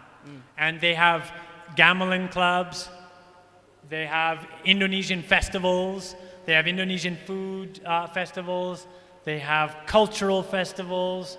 For the ones that are Muslim, they're pretty active in the mosque. For the ones that are not, they tend to have cultural festivals where everybody gets together. They have 17 Agustus, they have 17-an. They're really... They're diligent, but they have fun too. Yeah. They have fun too. And they're very, very liked. Indonesians are very well liked everywhere. Oh yeah? Yeah, they're very well liked everywhere. They have a very good reputation. Oh. Yeah, and the ones that go there, they work very hard, but they also play a lot too. But I've never met an Indonesian. In all my experiences abroad, all the Indonesians I know are successful. Indonesians are very, very hardworking and successful people. Really, you guys don't know how great you are. You give yourselves a hard time. But when you go abroad, I mean, there's so many Indonesians who have worked so hard. They're successful, they're hardworking, and people really love them. So, yeah, here's to Indonesia. Applause Indonesian people. Don't you love yourself? Yeah. Come on, there you go. And your food is fantastic. I mean, God, New Zealand and Australia, the food, oh. But then you can always find a Padang restaurant somewhere. So I think we have a question from the audience. So despite the mastery of English, what other things needed for people to be competitive as a global citizen? To be competitive as a global Yeah, citizen. other than they speak English. That's a tough question. That's a really good question. What else do you need? I don't like the idea of being competitive on other people's terms. So I'll tell you what I mean. I think Indonesians need to not worry so much about competing with other people and to set your own rules. What I mean is this. How do I explain this?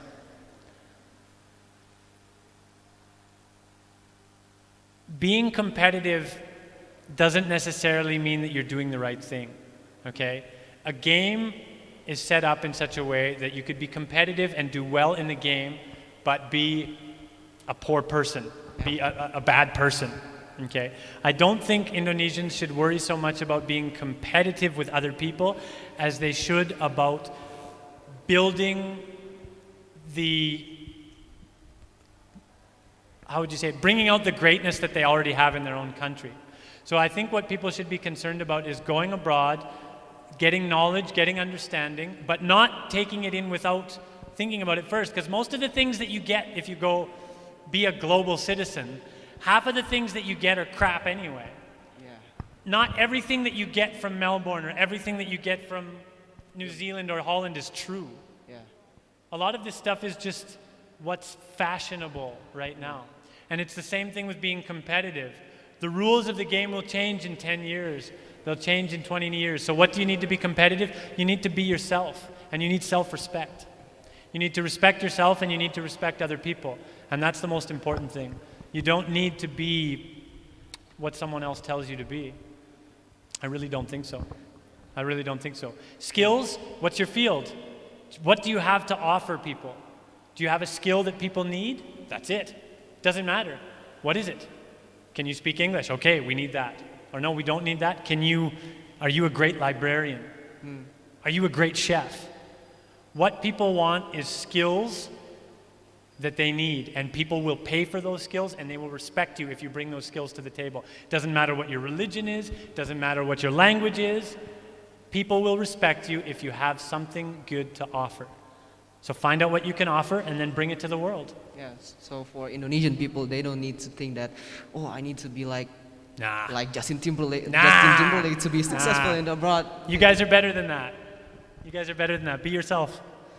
Yeah. So be yourself. Just be yourself. Yeah. Okay. So for the audience at home that want to learn English and be a global citizen, be yourself. You're not learning English to lose your identity. Yeah. You're learning English is no longer a Western product. It is now a global product. You're learning English to remain who you are and to be able to communicate who you are and to be able to understand who other people are. Not to lose your identity. You don't want to be assimilated. You want to be who you are. You know what I mean? Does that make sense? Yeah. I think that makes sense. Okay. That's my feelings, but you know, Allahu Alam. I mean, everybody's got a different opinion, and I love to have discussions about these things. I'm not an expert on this. These are just what my conclusions. My conclusions. Yeah. Do we have more questions? Yeah. Do we have more questions on YouTube or in the audience? Okay. So we have. Stand up, please. I see that you've already mastered some other language, and I want to ask, what stage you enjoy the most when you're learning a new language? What stage you enjoy the most? Yes. That's a good question. Because like we said at the beginning, it's really difficult to enjoy it because you can't get interesting content.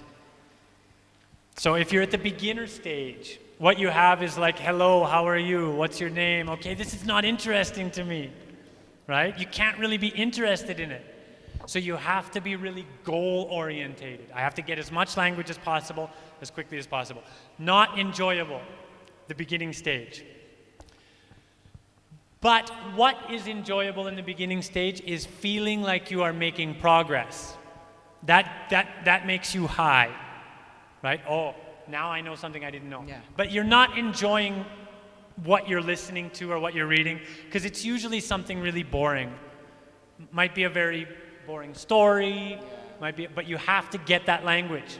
Remember, you can't watch movies in the target language yet. You can't listen to real language in the target language yet, so you have to get this beginner material. You need it, but it's boring. Stage 2, when you already start speaking and you can get maybe 50, 60% of some kind of authentic real content. You can get maybe 50 or 60% of a movie, watching it with subtitles. I would say the stage most enjoyable is what I would call like an upper intermediate, where you're starting to make real progress, you're starting to be able to speak, and you're starting to be able to enjoy getting real authentic content in the language. Now, what do I mean by real authentic content? Stuff that is not made for people to learn English. Stuff that native speakers listen to, that native speakers read. Once you get there, that's when you start having real fun with the language. And that's upper intermediate, I would say intermediate to upper intermediate. I don't know exactly where it is. But it starts to get really fun, and you can listen to podcasts, and you can watch movies. I mean, for right now, I'm learning Arabic from a website.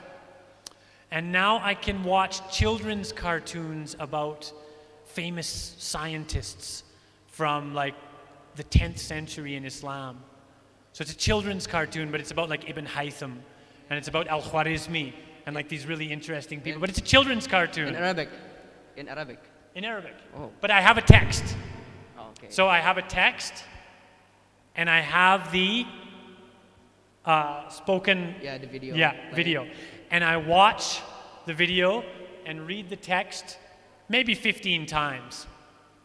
That's fun. That's fun. And it's not fun for everybody, maybe. Yeah. But it's fun because now I can understand authentic content. That can come if you work really hard. I don't know Mr. Eddie. Mr. Eddie probably reached it really fast. I don't know if you know Mr. Eddie over here. But if you work really hard, I think you can get there in 6 months maybe, 6 to 8 months maybe. If you work every day, what do you think? Could you possibly? Yeah. If you work every day, but you're still not understanding everything. That doesn't mean you watch it and you understand it. That means you've got your text there. Like, what did he say?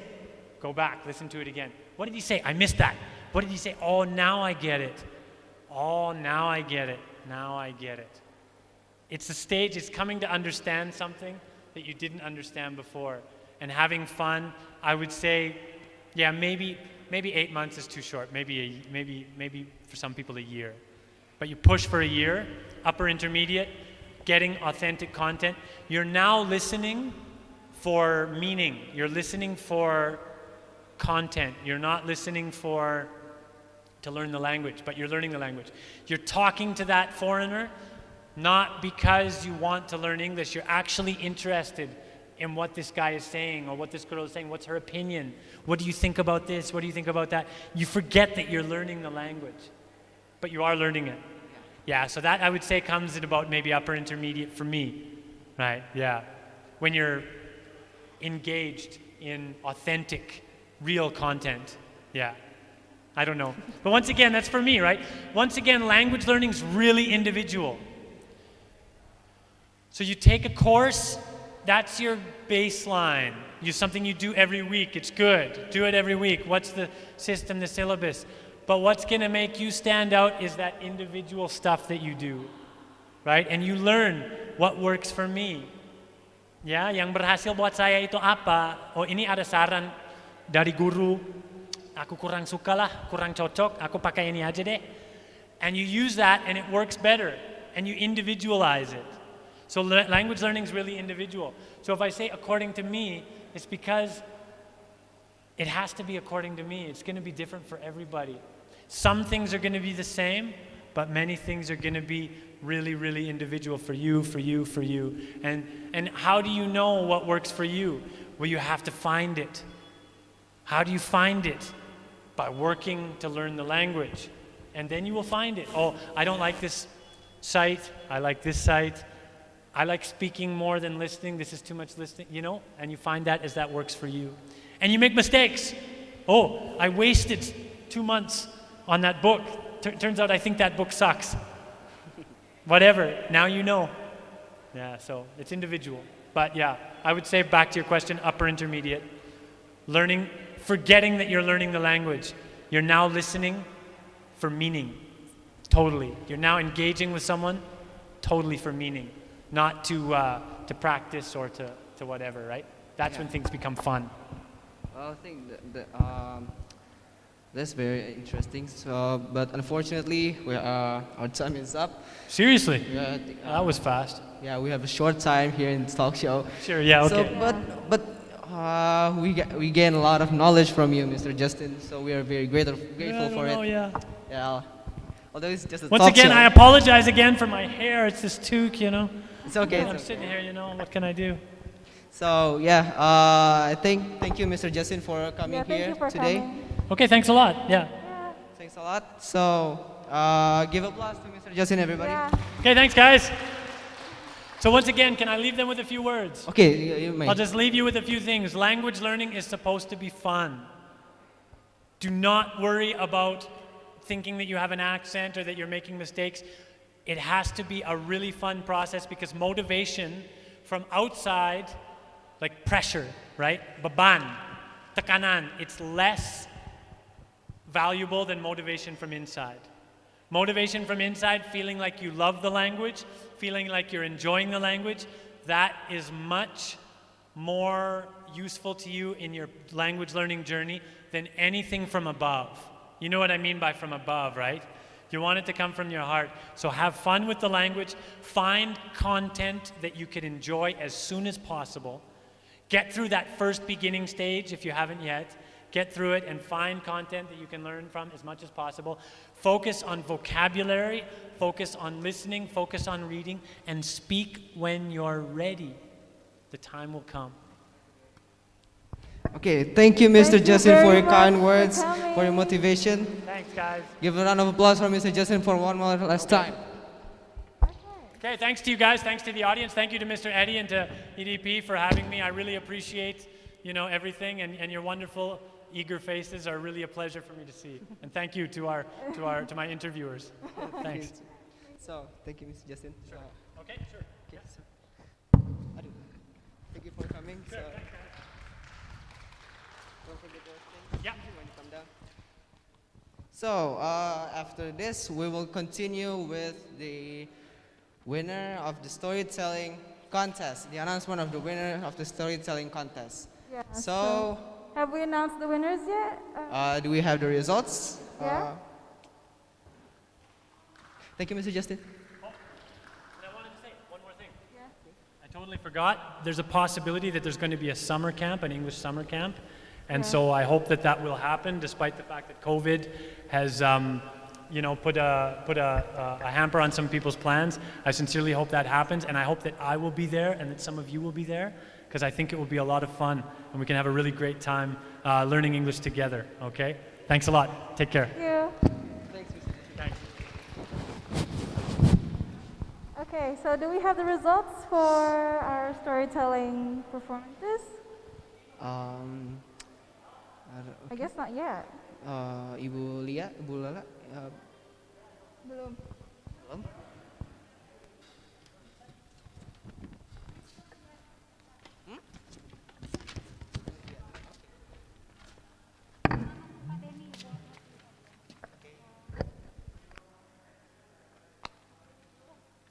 So I think we need to wait first for the winner, the announcement of the winners.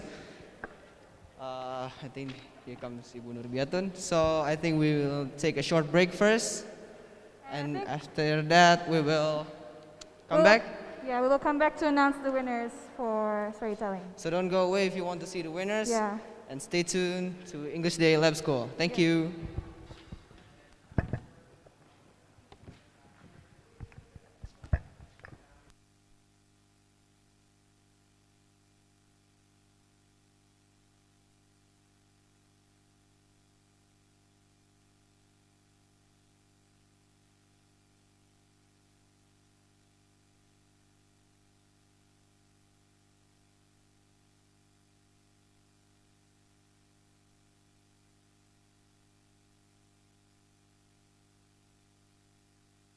SMA Laboratorium Percontohan UPI membuka penerimaan peserta didik baru tahun pelajaran 2021-2022. Program kelas, kelas tauhid, kelas dwi bahasa, kelas reguler. Segera daftarkan putra-putri Anda ke SMA Laboratorium Percontohan UPI. Mari gabung bersama LABSCHOOL. LABSCHOOL Jaya, Jaya, Jaya. Informasi pendaftaran. SMA Laboratorium Percontohan UPI membuka penerimaan peserta didik baru tahun pelajaran 2021-2022. Program kelas, kelas tauhid, kelas dwi bahasa, kelas reguler. Segera daftarkan putra-putri Anda ke SMA Laboratorium Percontohan UPI. Mari gabung bersama LABSCHOOL. LABSCHOOL Jaya, Jaya, Jaya. Informasi pendaftaran.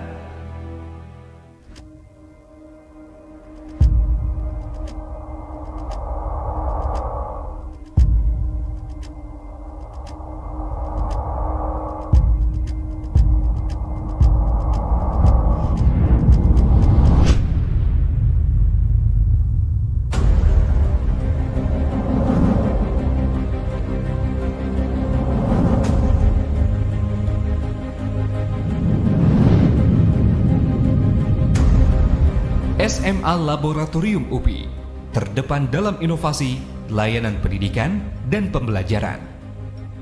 Pada tanggal 4 Agustus 2003 telah terjadi peristiwa penting dalam perjalanan Universitas Pendidikan Indonesia, yaitu diserah terimakannya SMP dan SMA Korpri dari Yayasan Kesejahteraan Korpri kepada Rektor Universitas Pendidikan Indonesia.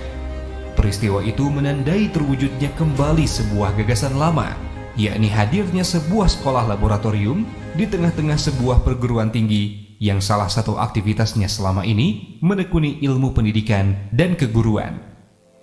Dengan rangkaian sejarah yang panjang, SMA Laboratorium UPI diresmikan langsung oleh Menteri Pendidikan Nasional Republik Indonesia pada tanggal 20 Oktober 2003. Dengan didirikannya SMA Laboratorium ini, kami berharap bahwa inovasi-inovasi yang dikembangkan oleh para dosen kami itu bisa diimplementasikan di sekolah ini.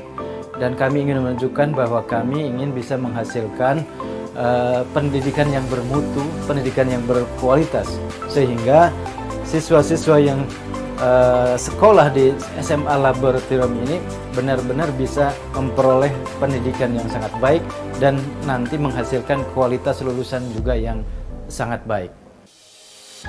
LABSCHOOL Universitas Pendidikan Indonesia, di mana ini adalah tempat untuk menerpa anak-anak didik terhadap ilmu pengetahuan, akidah, akhlak, dan sebagainya, sehingga anak-anak kita di kemudian hari bisa bisa berkompetisi dengan para siswa-siswa lain atau warga negara lain di dunia ini. Visi Sekolah Laboratorium Percontohan UPI terdepan dalam inovasi, layanan pendidikan, dan pembelajaran tingkat nasional dan regional tahun 2025. SMA LABSCHOOL UPI adalah sekolah di bawah binaan UPI, merupakan teaching school-nya UPI, berprestasi dalam akademik maupun non-akademik, bekerja sama dengan sekolah di luar negeri, yaitu Sekolah Menengah Kebangsaan Kerajaan Malaysia, Universitas di Jepang dalam hal Nihongo Partner. Kedepan insya Allah SMA LABSCHOOL UPI akan unggul dalam bidang akademik, sosial, dan religi. Sejak tahun pertama kurikulum nasional diberlakukan pada tahun 2013, secara bertahap SMA Laboratorium UPI menerapkan kurikulum tersebut hingga sekarang, ditambah dengan kurikulum khas sekolah. Selain itu, program kelas siswa juga terbagi dalam 3 kelas, yaitu kelas tauhid, kelas dwi bahasa, dan kelas reguler. Kurikulum di SMA LABSCHOOL UPI merupakan kurikulum nasional dan kurikulum khas sekolah yang mempersiapkan peserta didik untuk menjadi pribadi yang unggul dan siap untuk menjadi bagian dari masyarakat 5.0. Ada 3 program kelas, yaitu kelas tauhid, kelas bilingual, dan kelas reguler. Untuk kelas Tauhid, kita bekerja sama dengan Pesantren Darut Tauhid, dan untuk kelas bilingual bekerja sama dengan Balai Bahasa UPI dan English Language Program. Kelas Tauhid adalah kelas kerjasama antara SMA LABSCHOOL UPI dengan Yayasan Darut Tauhid dalam menyelenggarakan pendidikan dan pembelajarannya dengan standar nasional dan pembinaan keagamaan, sehingga menghasilkan lulusan-lulusan yang unggul dalam bidang akademik, sosial, dan religi yang mampu berkompetisi di era persaingan global. Kelas Dwi Bahasa merupakan kelas unggulan dengan menerapkan kurikulum sains internasional dan nasional, literasi bahasa, bahasa Inggris, dan bahasa Jepang, sehingga menghasilkan lulusan yang unggul dalam bidang akademik, sosial, dan religi yang mampu berkompetisi di era persaingan global dalam penggunaan bahasa asing. Kelas reguler adalah kelas yang berstandar nasional dengan menggunakan kurikulum nasional dan kurikulum khas sekolah. Tujuan utamanya menghasilkan lulusan yang unggul dalam bidang akademik, sosial, dan religi, serta mampu berkompetisi di era global. Untuk menciptakan kegiatan belajar mengajar yang nyaman, SMA Laboratorium UPI menyediakan fasilitas. Okay, Assalamualaikum warahmatullahi wabarakatuh. Good morning, everyone. It's very honor for me to stand here to announce the winner for this program. Actually, it's very difficult for us as juries, yeah, because all of you are very excellent in performs your storytelling. You are selected from about 75 participants, so I'm very thankful for you, to all of you who can join in this live performance. Okay, so actually all of you will have the trophy because you are 10 best from 75. Yeah, I will start with. Sorry, I will check the note.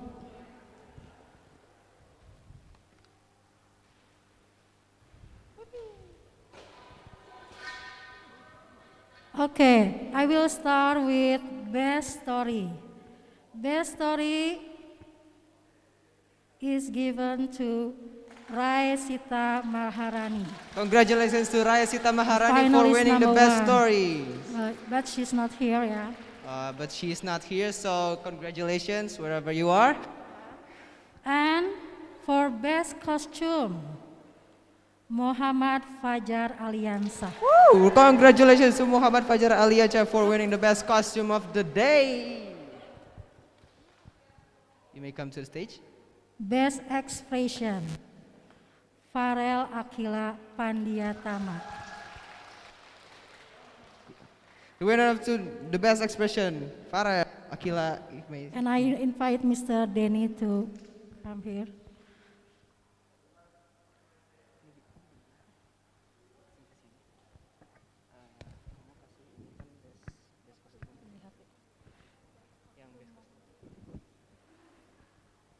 Best costume, Muhammad Fajar Aliansa.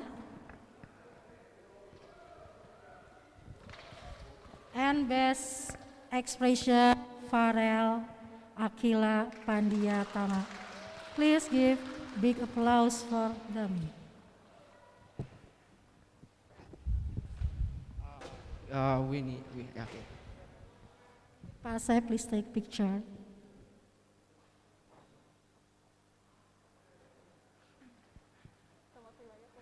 Okay, thank you. Mr. Dedi, Thank you, maybe. Pak Denny. Mr. Dedi, maybe you can still wait here.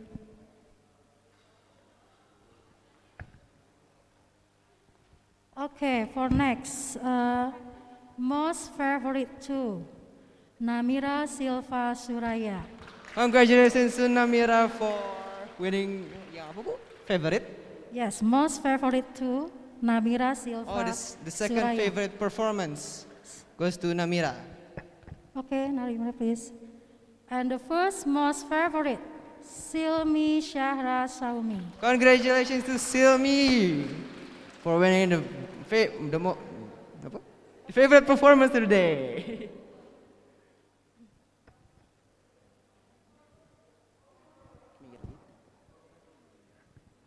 Okay, Mr. Denny, please.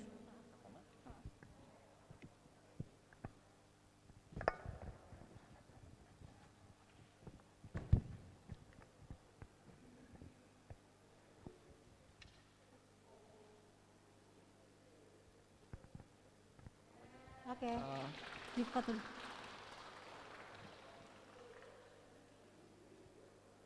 Okay, thank you. Next, for runner-up.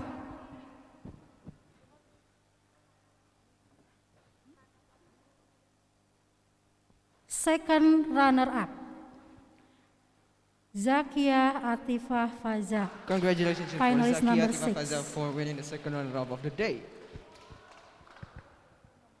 The first runner-up, Hana Fauzia.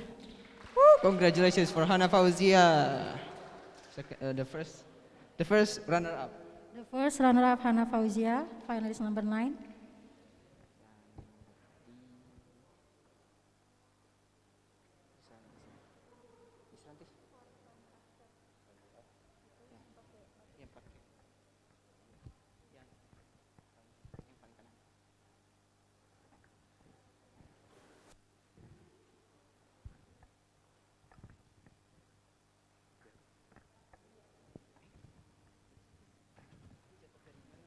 Kenapa?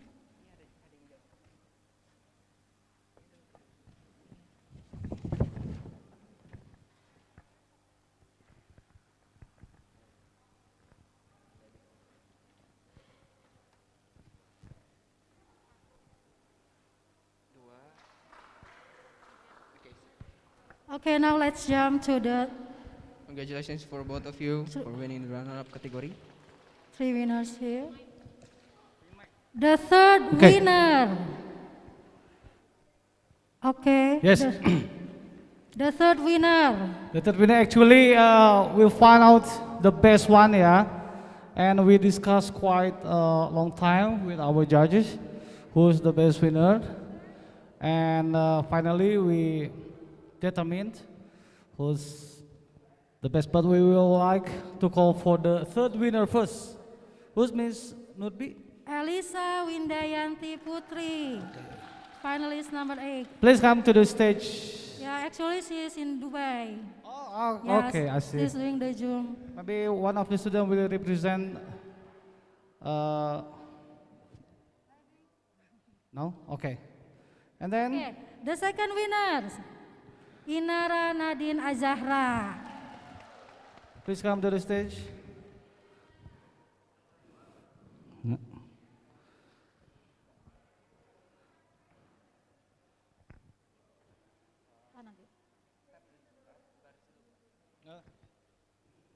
And finally,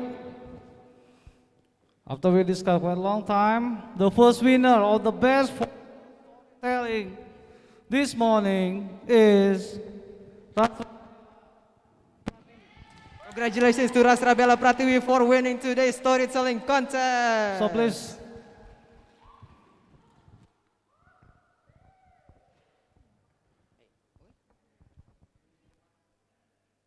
Over here, okay. And I would like to invite Padenika Darsa as the head of the school, give to the trophy to the both of the winners.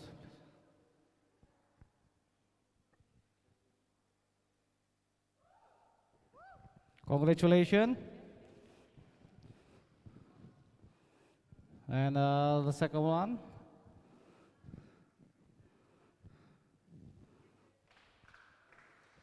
Congratulations also. And hopefully this program will be continued. Yeah.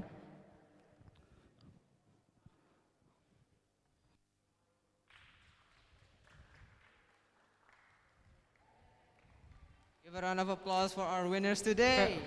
Okay, thank you. I'll be back to the master ceremony.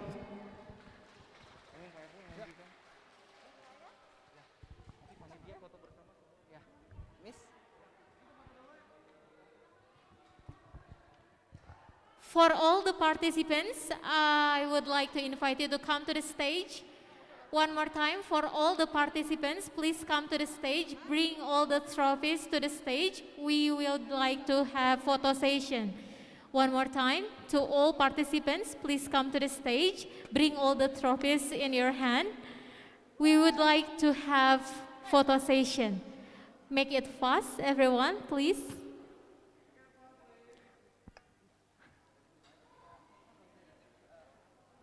You may go to the stage with all the trophies. We would like to have a photo session. Ibu Lala is also invited to come to the stage. Come on, everyone. Please come to the stage. Let's take picture for this moment, this incredible moment.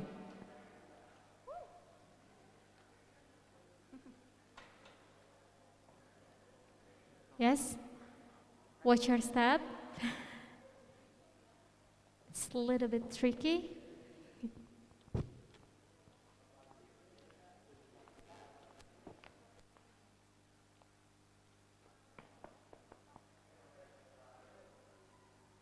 Cheese. Nggak kelihatan ya? Nggak kelihatan, mukanya nggak apa-apa.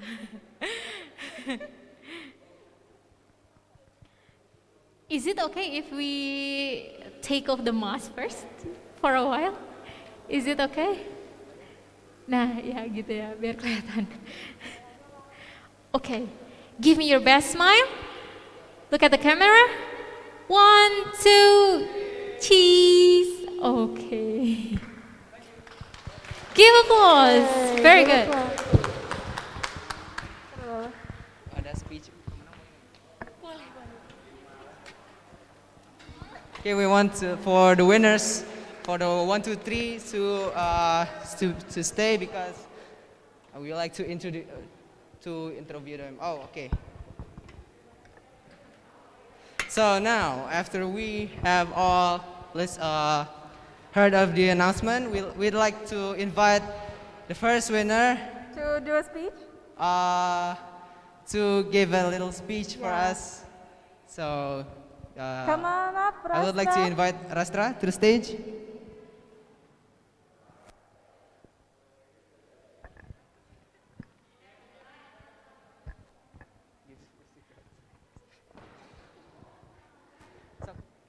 Okay, first of all, thank you.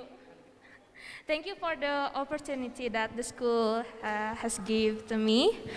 And this is such a good competition in our school, and we have learned a lot about from this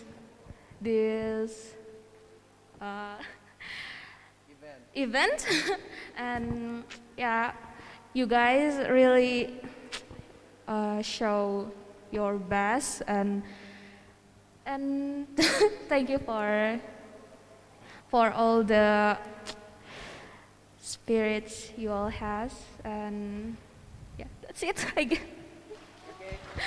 Thank you, Rastra, for your short speech. Okay. I think we have finally come to an end to our English day. Yeah, but first of all, I would like to thank you to all of the contestants, to all of the organizers, to all of the attendants for being here and perform as the best as they could. Okay? Yeah.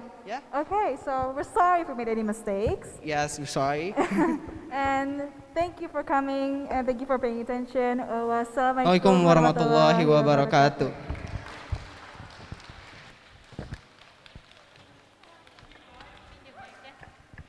All participants, thank you so much for participating in this moment. But wait a minute, since it's only like the first winner until the third winner getting the certificate. No, but all of you are going to have the certificate. But wait for a while here. We would like to give you all the certificate due to some techniques, so we need to wait. So please wait here for a while. Thank you so much. Don't go away.